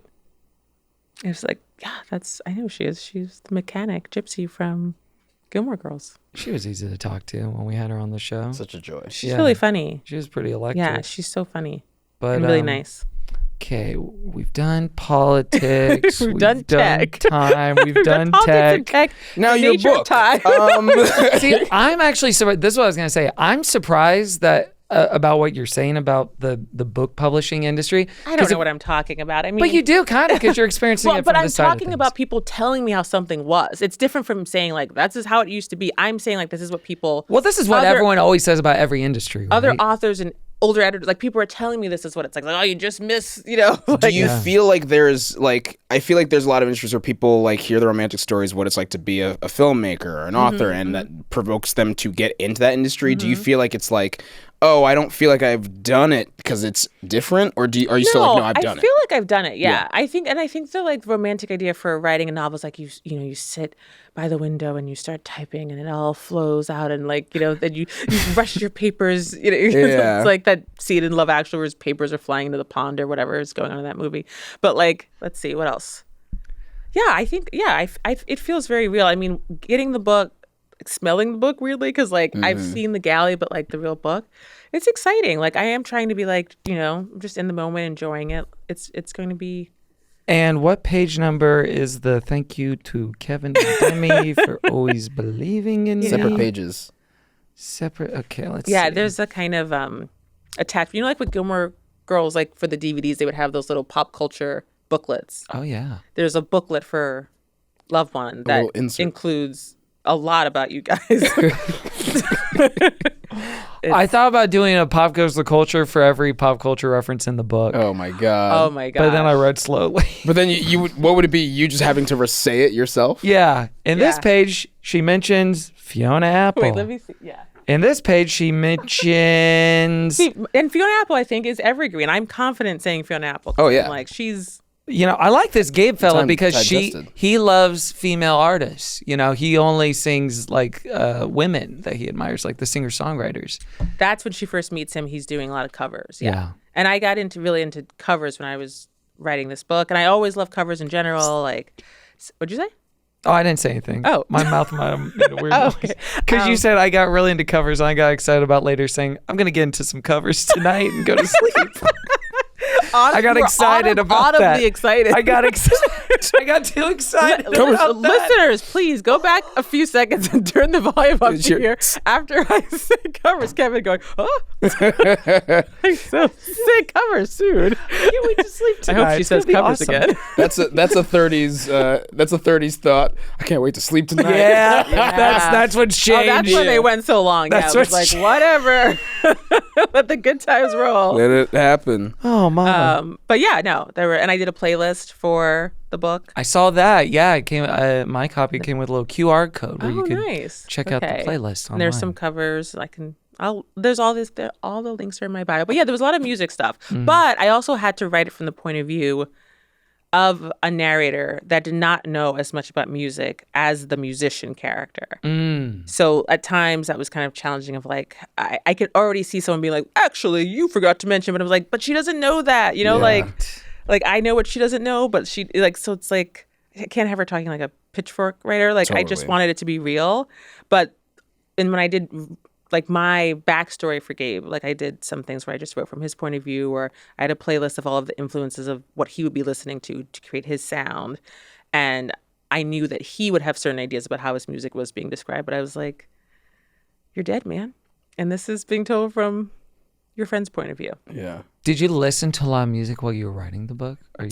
Yeah, I listened to a lot of music in general, but definitely, specifically, I had a playlist for different sections of the book, like to create the different vibe, different scenes, and different characters to get a sense of them too.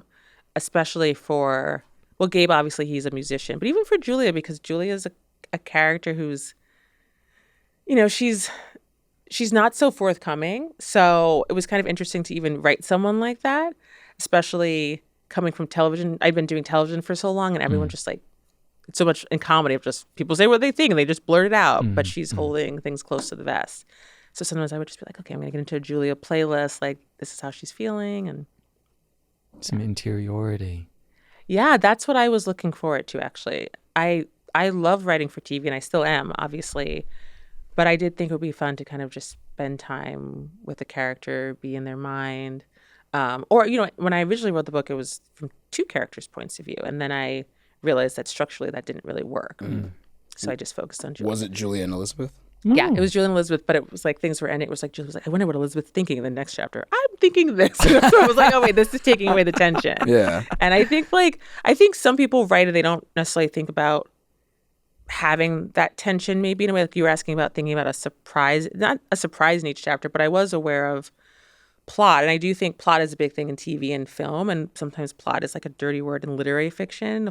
But I felt like I first tried to think of being a reader and what makes me interested in reading a book and what keeps me focused on a book. And so I would just try to write it from that point of view of like, okay, am I losing interest now? Okay, what's something that I like, what's going on here? And also like, that's why if I had had Elizabeth and Julia's point of view, it would have taken away the mystery of what's going on with Elizabeth. Right. Yeah. So, but there are plenty of other mysteries in the book too. Ooh, Yeah. no spoilies. I saw someone online said that it was it was like a mystery for scaredy cats. Which I was like, Oh. I love that. I wish I I identify as a scaredy cat. Yeah, That's kinda it's good like for me. because it has like different twists and turns, and you're guessing. But there's no that someone is dead, but they weren't murdered. Yeah. Yeah, everyone's safe I like that. except the dead person. It's more Please go about on. the building to a mystery of like what this person's thinking, and therefore it's not about like the mystery of like the mystery is not a horror. Yeah. Yeah. Yeah. It's more of and I was interviewed for when they did the cover reveal for People, and I mentioned that I saw the book as kind of a post-mortem of relationships, like a relationship post-mortem. And this happened like when I was almost done with the book, but when I started having to think about how am I going to pitch this to people, like, you know, to journalists, booksellers, friends at parties, the Gilmore Guys. And I was like, what is it like? And I realized that it kind of fit this genre that didn't have a name that I believe I've coined. Tell me if I'm wrong. But books where it's like someone's reevaluating a relationship to be like, what went wrong? Or why did I leave it in a different frame than the person who I was in it with? Like High Fidelity is one of my favorite books. Oh, yeah. And that's all about Rob trying to figure out what went wrong with not just one relationship, but like every major relationship of his life. Heartburn is another famous one, the Nora Ephron book. Literary more like Katie Kimmerer did A Separation. I think that's one too. Giovanni's Room by Baldwin is a big. I mean, that book also ends with like it begins with the end, and it ends with the beginning in a way. But it's all about like how did things go wrong with Giovanni? Oh, like a little relationship post-mortem or something. Yeah, that's what I think that like I realized after working on it, after writing it, that I was like, oh yeah, of course I gravitated towards the things I like reading, and I do like those type of books, and you know, and I think if there's anything of Gilmore Girls in it, it's like there are two women talking a lot, which is also something I love. And so it's interesting to see something afterwards where it's like, oh, it's all of me is in it. Because with TV, you know, we all work as a group. It's collaborative. We're feeding off of each other. You know, we're building, which is great.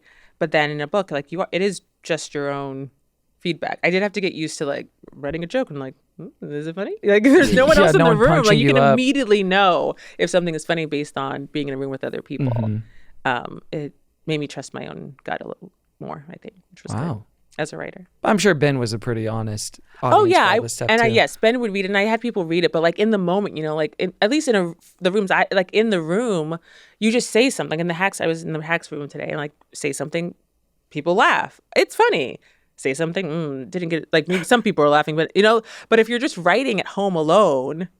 You're like, hope that works. Yeah, like eventually you'll see once someone reads it, obviously. And like, yeah, Ben read it, editors read it, other people read it, friends. But like at the time, I feel like in terms of moving on from a scene, that, you know, like when you're searching for the blow in a comedy scene when you're on it, and it's like, do we get it? You know you got it because everyone is laughing at the same thing. It's like, okay, great, this is what we're going to, Jerry's going to do this, or like Ava and Deborah are going to do that. But then when I was working on this, I'd say like, I like that, but let's see, you know? And it's like, I think when you're pitching in a room, you're also doing it based on your own instinct, but you do get that immediate feedback. You don't have to wonder until you've written 325 pages and like have the whole thing together. Like, okay, I hope that works out. And there was something actually that Ben told me to cut. But it was not because it was not funny. It was because he thought it was too, it was like, this is just a side tangent joke you've done with it. Like, About Ryan Lochte. well, yeah, I mean, that I'd already cut before it got to him. But I had something else where I'm, yeah, right. I forgot that part of it. Man, I should have added that. How else are people going to know it's 2016? Yeah. Yeah, so the book begins with someone going, yeah. Wait, isn't the first line of the book "Fury Road is crazy"? That movie that came out last year. Oh, right. Unless I'm wrong. No, I think you're right. No, wait, the new Fury Road? I mean, the new Mad Max? Mad Max : Fury Road. Yeah. Yeah. Yeah, it came out pretty recently. Yeah, 10 years ago. That's Kind of the theme of the Back conversation. when we had know. Hope, Jobs, and Cash. We had hope, jobs, and cash. Now we got McCrae, Labubu, and Zoran. I guess that one's good. Yeah, but we'll always have the Gilmore Girls. We'll always have the Gilmore Girls. Man, that'd be a great wrap-up point. But let's go. Yeah, We got another hour. They're looking at this like, it's not, though. That would have been a great wrap-up point. How is this not? That takes me back, too. So many episodes were like, and that seems like a great... Oh, yeah. And it's like, it can't possibly... We can't get out of our own way. Any final thoughts? Continue. 2.5 hours left in the episode. Oh, yeah, final thoughts. We would do final thoughts, I think, right? We did final thoughts on society, I guess. Yeah, what's our final thoughts on the book we haven't finished reading? Kevin, you go first. Oh, I thought I'll give you a rating. the pages were No, really not well final made. thoughts on the book, because I wouldn't even do that. No spoilers. Yeah. Oh, yeah. I mean, We don't have final thoughts on the book. No. The final thoughts on... I don't read fiction as Looking much back. as I ought to. I know, and a lot of people don't. And I- this is going to get me back into it. Here's one thing I found, and it's like, I'm the only one here, so I guess I have to say it. Oh. But something I've heard from other people is that a lot of people, different types of people, have responded to the book, and that makes me feel good. And I think it's because of the loss aspect. Because I think the love triangle thing is a thing that will draw in a certain type of reader, certain type of person. But I think some of the grief and loss stuff, or even some of the someone from your past resurfacing, is something that people of different ages and kind of can get into. I did an interview with this guy who was like, I guess I shouldn't guess his. Is it Mark No, I Maron? guess I shouldn't guess his age. You Mark stepping Maron. out on us?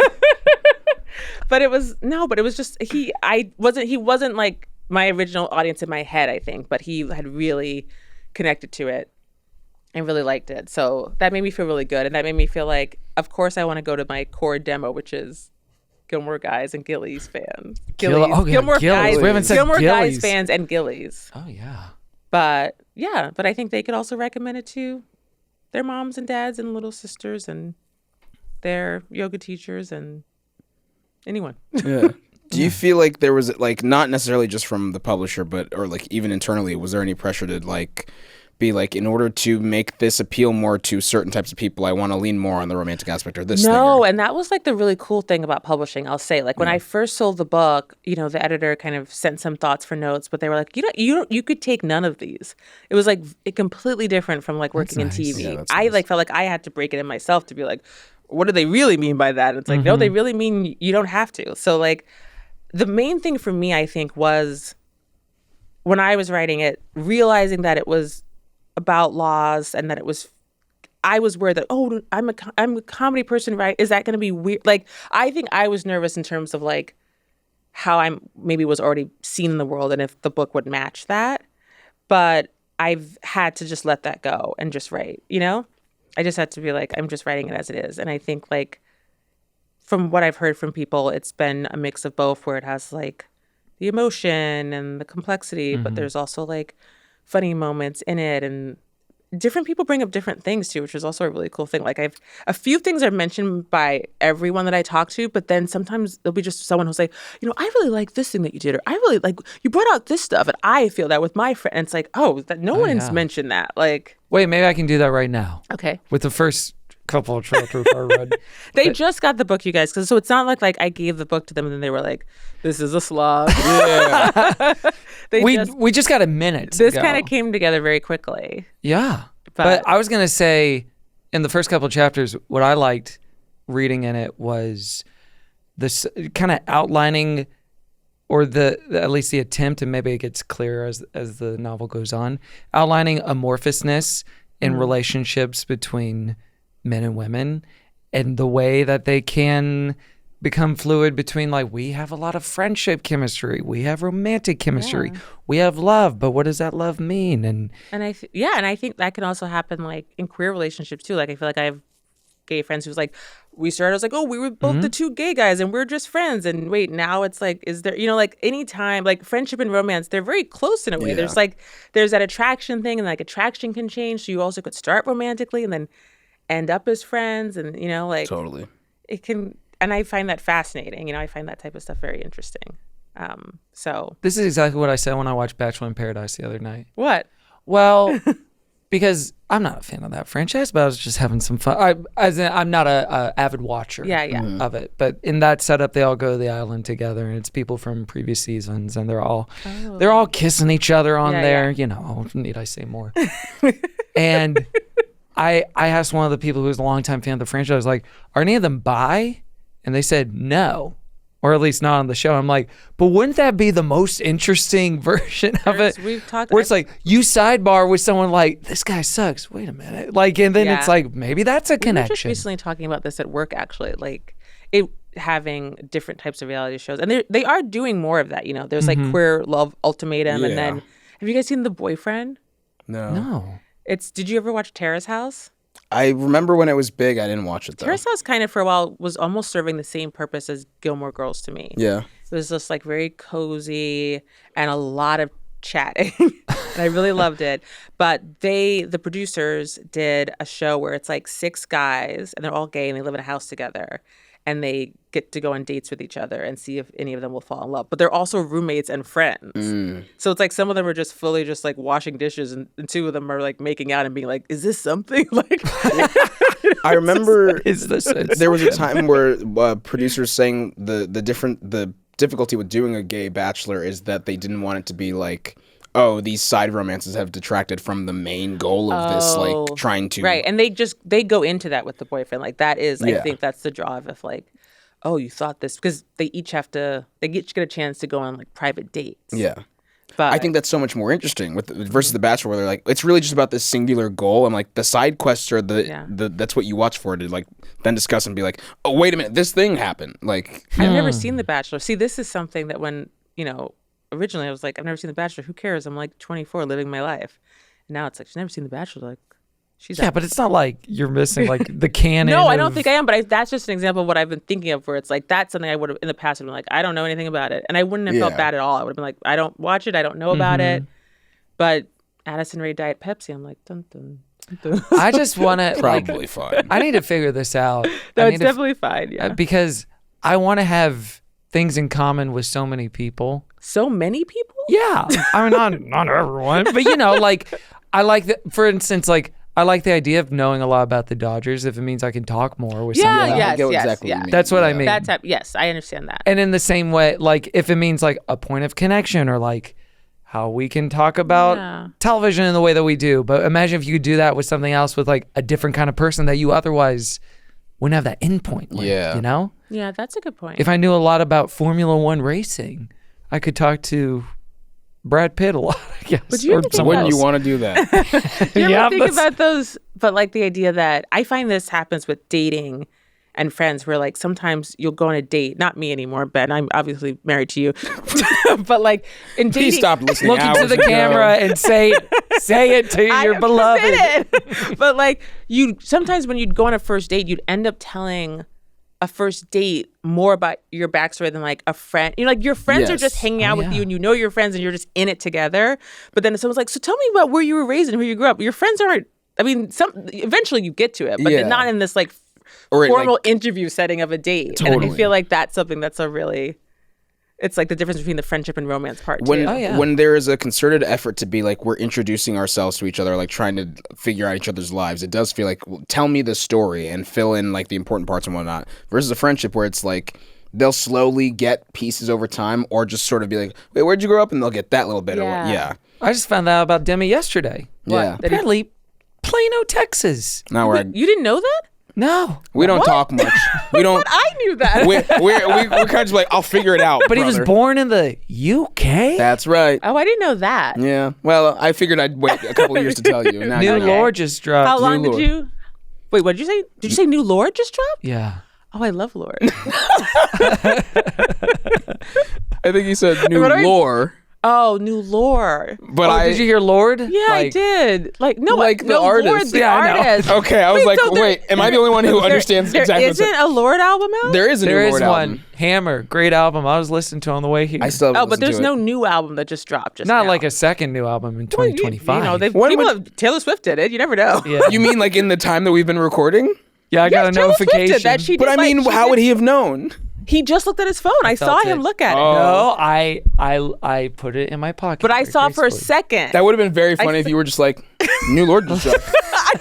That's what I thought happened. I thought his phone fell out or something. He caught a glimpse. He had some Spotify alert, New Lord. What do you think is the craziest announcement they could make right now that we could be like, let's talk about it on the podcast? Like but we were in the bunker and someone comes in. But it's like not so Kennedy's been serious as shot. like, not so serious as like Trump has been shot, but it's something where it's like something crazy has happened that it's like, we have to. I mean, so many crazy things have happened. I guess that's true. A pop culture thing? Like, Yeah.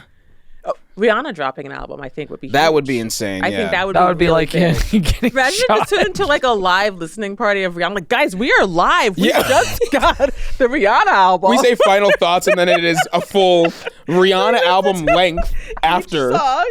We're like, okay. We're so cutting let's live to break it Sam. down. He's just like, I And then really by the thought it's I was like to go home. hour 6, and we're like, so what Rihanna song would Rory be? Yeah.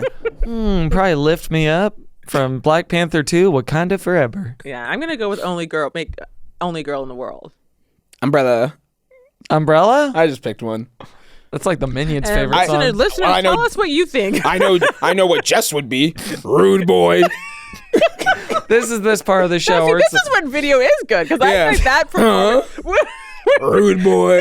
we took- didn't get that. I type took stuff a video of our before. very first episode we recorded together. It's like Did? 20 seconds You long. Took the video. I took a video of Demi looking up the way Rory looks up at Jess.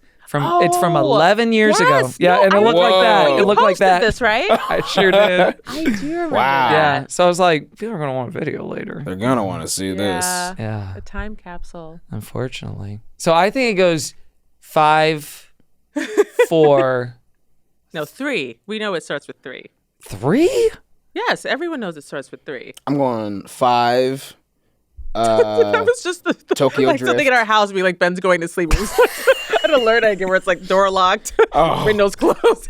Okay, we'll rank the seasons real quick and then we'll go home. We'll Couldn't go. possibly remember the seasons. 5, 5, 4, 3. This is so 3, 2. Now we sound like the Monica Geller bit in Friends. A 2, 4, 6, 5, 4. This is. It reminds me of. Or Countdown by Beyonce. 3, 2, 3, 2, 1. No, 3, 2. It's still funny. 4 and 7 are at the end, and 3 or 2 at the beginning. So I think it's Four's at the Four end? at the end is interesting. 4 and 7. 7 is last. 7 and is 4. last. I think everyone hates I 7. don't. The naked guy, Marty. What's going on there? That season is basically Rory's doing laundry. She likes the guy. Look, I love it all, but in terms of the season, there's not much happening in 4. Not as much. No, But I kinda you like lose all that. the fun Chilton stuff, but you're not quite into full Logan territory. This might yet. be nostalgia because that was the Oh, I first forgot full about season 6. I watched. What is 6? 6 is Rory Gilmore Sex Boat, and Oh, 6 is no. 6 is them dropping. I've dropped 6 out is of she's Yale. she's out of Yale. Why did she drop out of Yale? Oh, 5. Which okay, is trending so on maybe TikTok. Did we know this? It is. What Yeah. are like people's take? Like Just saying, why did you drop out of Yale? You know what I was going to say? That's so crazy. I was going to say, or that's so odd. I've learned in the last 10 years. I was going to say, in my mind, the earworm that I have is, why did you drop out of Yale? That's what I have as my like big quote of the series. Man. Okay, I got to get on TikTok, I guess. What if I That's do? the thing that'll that do it I'm on for you. TikTok. convinces you. Yeah, I think so. Gillies, tell me if there's a Gilmore Girls community on TikTok. Tell me what I should follow. Oh, or what I there should, absolutely there's a huge one. I'm Gilly sure. Talk. Yeah, Okay. Activate them. Activate. Not to be confused with girl talk. yeah. Gilly talk. Gilly talk. This one's for Demi. Begging the Swede. Begging the That sweet. girl. You crushed it. You crushed that girl. You crushed that girl. Then of course, Rory. I mean Rory. that's Classic. Yeah. just remember that sound, y'all. Like that's what this is now. Yeah. Loved one. Yeah. I mean, we bookstores talked now. about the book more than I even thought we would. Really? I thought I it think would, people should buy it and read it, and I think they're gonna love I hope it. they And do. that- I honestly think that if you like this podcast, you will like this book. Yeah. You'll like Aisha's voice in general, I think. I think so too. This feels like a very natural fit. This feels like a publicity appearance that makes sense. Yes. For the thing. Probably definitely going to be my most fun one that I do. Until they put you on hot. What if they're all like this? Yeah, until I'm on Chicken Shop date. Yeah. You're at like Skylight doing an would've- event. They're like, okay, 4, 3, I guess 2 after that. Yes, and I don't. I was Rate going your to say, top like, and favorite numbers. if you come to a book signing, I was going to say, tell me your rankings, but that would really delay the You'll process. lose But your- write yeah. them down ahead of time, slip them to me, and You're gonna get papers that just say 5, 7, 8, 2, 3. yeah. They're gonna be like, I think you just got handed nuclear codes. Like, this is very important. Or someone handing them to a bookstore, like, make sure this gets to Aisha. Please make sure It's this like, gets to they her. sent like a locker code. No, these are the seasons of Gilmore Girls, right? Why does it say 6, 7? It says and it says 6 greater than 7 AYITL. Oh yeah. Oh, Wow. Yeah, we've had some distance from that, haven't we? we have. 9 years. And 9 from years there we'll later. stay. Oh my God. Sorry. Coming up on the 10-year Oh, anniversary. a year in the life rewatch podcast? Should I start that with Sarah? Y'all have fun with that. We'll pop in for summer. Oh, yeah, you'll guess. Oh wait, before we end though, Yeah, I have please. keep talking amongst yourselves. Oh, We still okay. got like 3 hours. Okay, good. Yeah. I just want to make sure I Hey, well, get your ring. Oh yeah, you While do you're need to down get there. your ring. Oh my God. I did just, yeah. I forgot about that. These black mirrors are coming out now. Oh, Wait, what? Black Mirrors. Your I thought I said Black Mayors, and I was like, Kevin, you. I was like, what's wrong with a Black Mayor? I checked my phone again. I didn't like what I saw. The second you're like talking amongst yourself, he's like, what else? What else? Oh, these black mayors. Huh? Too many of them. 10 years ago, you'd have one Black Mayor at the most. Oh no. Okay, all right, guys.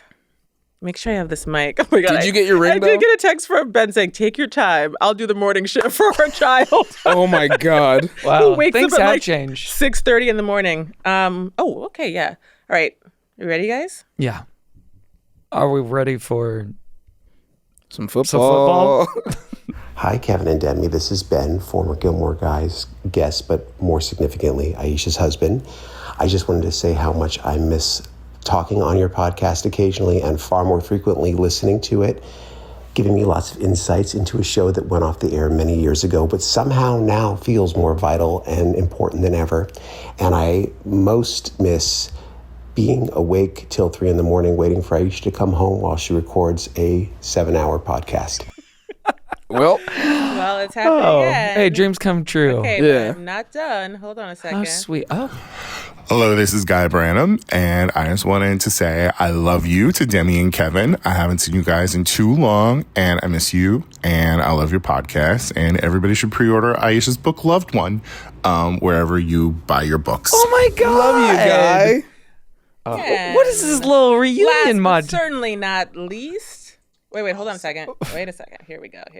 It's Amy Sherman Palladino telling us to kill You ourselves. guys, I wish I were there so badly to hang with you and to celebrate Aisha and to celebrate you, because obviously the whole world knows now that Gilmore Guys is just one of the most re-listenable podcasts of all time, the same way that we rewatch Gilmore Girls all the time.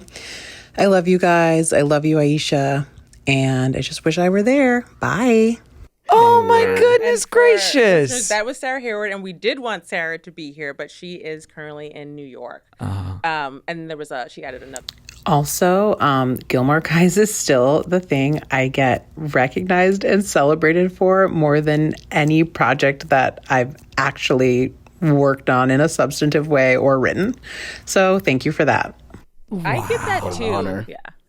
That's very sweet. That rocks. Oh, good. So lovely. What she was saying, I get that too, actually, but I think it's because it's such an intimate thing. Yeah. I'm sure people are familiar with, like, Sarah wrote for girls, but, we were in people's ears. Yeah, there's a difference between like people spending like hours and hours with you as something they're doing passively through a commute or like while just living their life and just being like, I saw your name in the corner of a TV while I was watching this other thing. Oh yeah. And it was no small, you guys, like, have touched a lot of people, and, like, your guests love you. Hey, wait a minute. Hey now. We will not stand for these allegations. Wow. I haven't touched anyone ever. But yeah, it meant a lot to a lot of people. The listeners, the guests, as you just heard from Guy Branham, Ben Epstein, Sarah Hayward, me, your Steve Martin. Yeah. Sarah's kind of like our Martin Short then. Oh, Yeah. certainly. Great. I think I would love to Absolutely. do a show about solving murders with Sarah. I'd be happy to. We should do Sarah a radio Hayward's gonna- play. It's solving lovely emotional solving murders. Emotional murders like mysteries. Loved One in bookstores now, Yeah. wherever you get your books. Yes. Yeah. Wow. Great infomercial. Yeah, really. This is beautiful. I don't think this has ever been done before. A podcast reunion and a book ad, I guess. I think or a it's sit down with an author. Let's call this a sit down with an author plus reunion. Yeah. Absolutely. I think it's more effective because Parent it's Trap. like the book was the impetus, but we're all here to just hang, kind of. Yeah. But yeah. A hang. Oh yeah. Well, Is that- what is that- if we called ours Great Hang? Isn't Amy's Good Hang? Good hang. We're like, Wait. Great Hang. And it's like, Wait, is that the name of the episode? Is that the name of the episode? Great Hang with just Aisha found Muharrar. something that you I'm not above calling it that. I mean, we'll see. I mean, we have a lot of good possibilities. Let's name the episode together before Name we the leave. episode before we Yeah. leave. Okay. 3, 2, 1. Great and hang. Just like, What'd you just say? like that. just like and this. just like just that. like this. Okay, we got Great Hang and just like this. Loved see. 3. Loved Love 3. 3. We have 3 Yes, great three of alts. us. Yeah. Yeah. Loved 3? Yeah. We're I think it's confusing because people are like, what is that title? yeah, mean? that is confusing. And then like, wait, her daughter made this joke. Yeah. Love 2. And then I we was stole trying it. to Okay, think, like, the guys present Loved 3. Easy. A Great Hang the featuring guys Aisha present Muharrar. Love 3, a great hang featuring Aisha Muharrar, who is a novelist now. Parentheses and just like this. Yeah, parentheses, watch Hacks. Aisha Muharrar credit, Hacks, Oh yeah. author. Author. I like Loved like- 3. You're publishing. reading Loved Enemy. 3, a loved one. Love Novella, a loved one 3. story, Loved one 3. tribute. But I mean, the Rogue people One, a really Star be Wars like, story, What is this? Loved One, a Gilmore Guys story, Breaking Hey! Love. Wait, would you say Love One? a Gilmore Guys story, a play on Oh. Rogue One, a Star Wars story, of which we've not mentioned anything. Yeah, I no don't know. connection. That was 9 years ago. Yeah, I'm not sure. I just say how long ago things were. That's kind of my role. Gilmore Guys, a book in the life. a book in like shocking news, breaking news. Okay, we got shocking breaking news. We got Book in the Life, and just like this, Loved 3. Rory's book club. Great Hang. Rory's book club would. Do you think Rory? Well, we didn't get to this. We talked about things that would Rory read this book? Would Rory read this book? Yeah. Rory's So book club tired. is funny because we pretty quickly established that we did not read the book, and also I read this much. Can the I'm shocked that even like I mean literally like I think Demi got the book last night. So I did. I'm shocked and like Kevin, I don't think I mean you've only had it for a few days or something. So yeah, I'm just honestly happy to be here and like this really is a great excuse to just yeah. yeah. I will gladly reunite this podcast to support any of our guests, especially one of our most loved guests. Any Oh. bar- yeah. Most loved friends. Oh yeah, Okay. what a star! Yeah. Your 12th appearance here. Whoa, really? Yeah, this number Wow. 1 too. Whoa. Is Which that means nice? you get a jacket as part of the 12 Timers Oh, Club. yay. Yeah, and the other 12 timers come in like, hey, Yeah. Steve Martin Short, etc. Trolley. And Anthony Oh, Trolley. wait a second. I was like, you have a voicemail from Trolley? Hey guys, it's like, nah, don't play this one. I contacted Trolley, but I didn't have his number, and I contacted him on Instagram. So I was like, I know you may not see this, but if I get one, I can send it to you maybe before. Oh yeah, Yeah. put it Put it in the in right episode. here. To my guys, my sweet Gilmore guys. It's Anthony Trolley here. I don't need to introduce myself. You know what I sound like. You've been listening to my stupid voice for the last 12 years.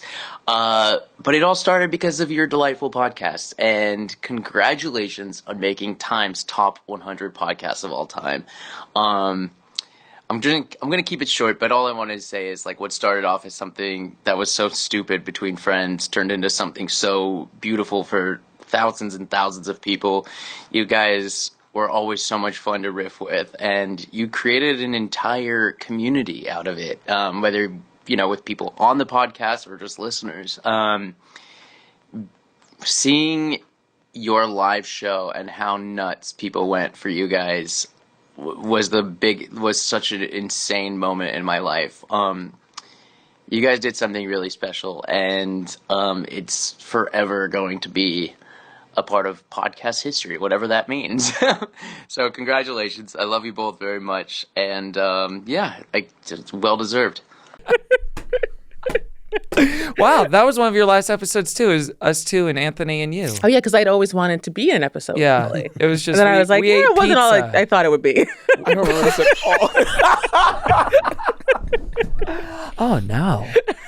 Oh man. No, we love Trilly. Yeah. How do we? You guys are all friends. You're friends still. Oh, certainly. Yeah. So maybe he'll just send you a voice note. He'll just text you. When I was displaced by the fires, who took me in and let me live with him for Sweetie a month boy. plus? Oh, Anthony. That's who. that's Saw him days ago. Yeah. And I wouldn't have known him without that. So without him, without this podcast. Not have known him without this podcast? No. Wow. No, I met him here. I mean, Really? not here, Met him- but here, yeah. Yeah. So I think. Why did we have him on? Because you were friends with him. That's all it took? Yeah, I mean, Listen you guys to those weren't- episodes. You guys had never met me. Like it was just like we. Huh. But you were like an acolyte of Gilmore Girls. That's Oh, true. yeah. I'm like, But Trolley, then I don't think- Trolley didn't like Gilmore Girls. I don't think he'd seen it. That was half of our guests for like Yeah. a year. That's fair. It was like, watch this. And I think that's a good motto as opposed to like people who worked. Like, I mean, it can be. It's like another dream day on set or shocking confrontation on Boy Meets World podcast Yeah. over Yeah, craft maybe services. that's why I was thinking of Boy Meets World earlier. They were like back in the zeitgeist. They sure are, They should. Yeah. I wanna, So it's possible. Electro Lemon. Oh, wow. yeah. The origin story. Yeah, there's a lot that's going Patton on here. Oswalt, right? Paul It's Tompkins. Paul F. Tompkins. That's what I meant. Yeah. I'm so tired. This is gonna be my one regret that like I could have. If only I could have done this podcast at like 9 a.m. It would have been so sharp. We Please would have been here much longer. Please forgive me, listeners, if I didn't ask any Oh, forgiven. I questions. will say that it'll you be would- funny to walk out and have it be dark. Yeah. Yeah. Yeah. Yeah. Something we're used to, but Just like still. old times, Yeah. Yeah. Recording not too far from where it all began.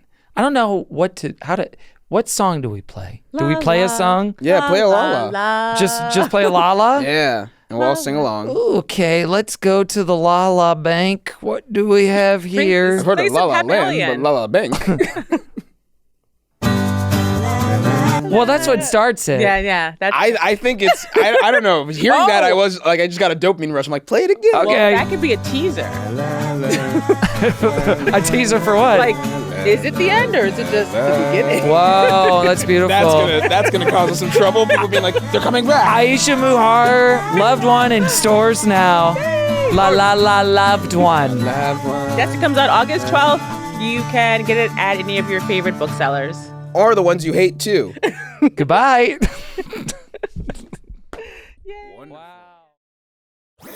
That was a headgum podcast.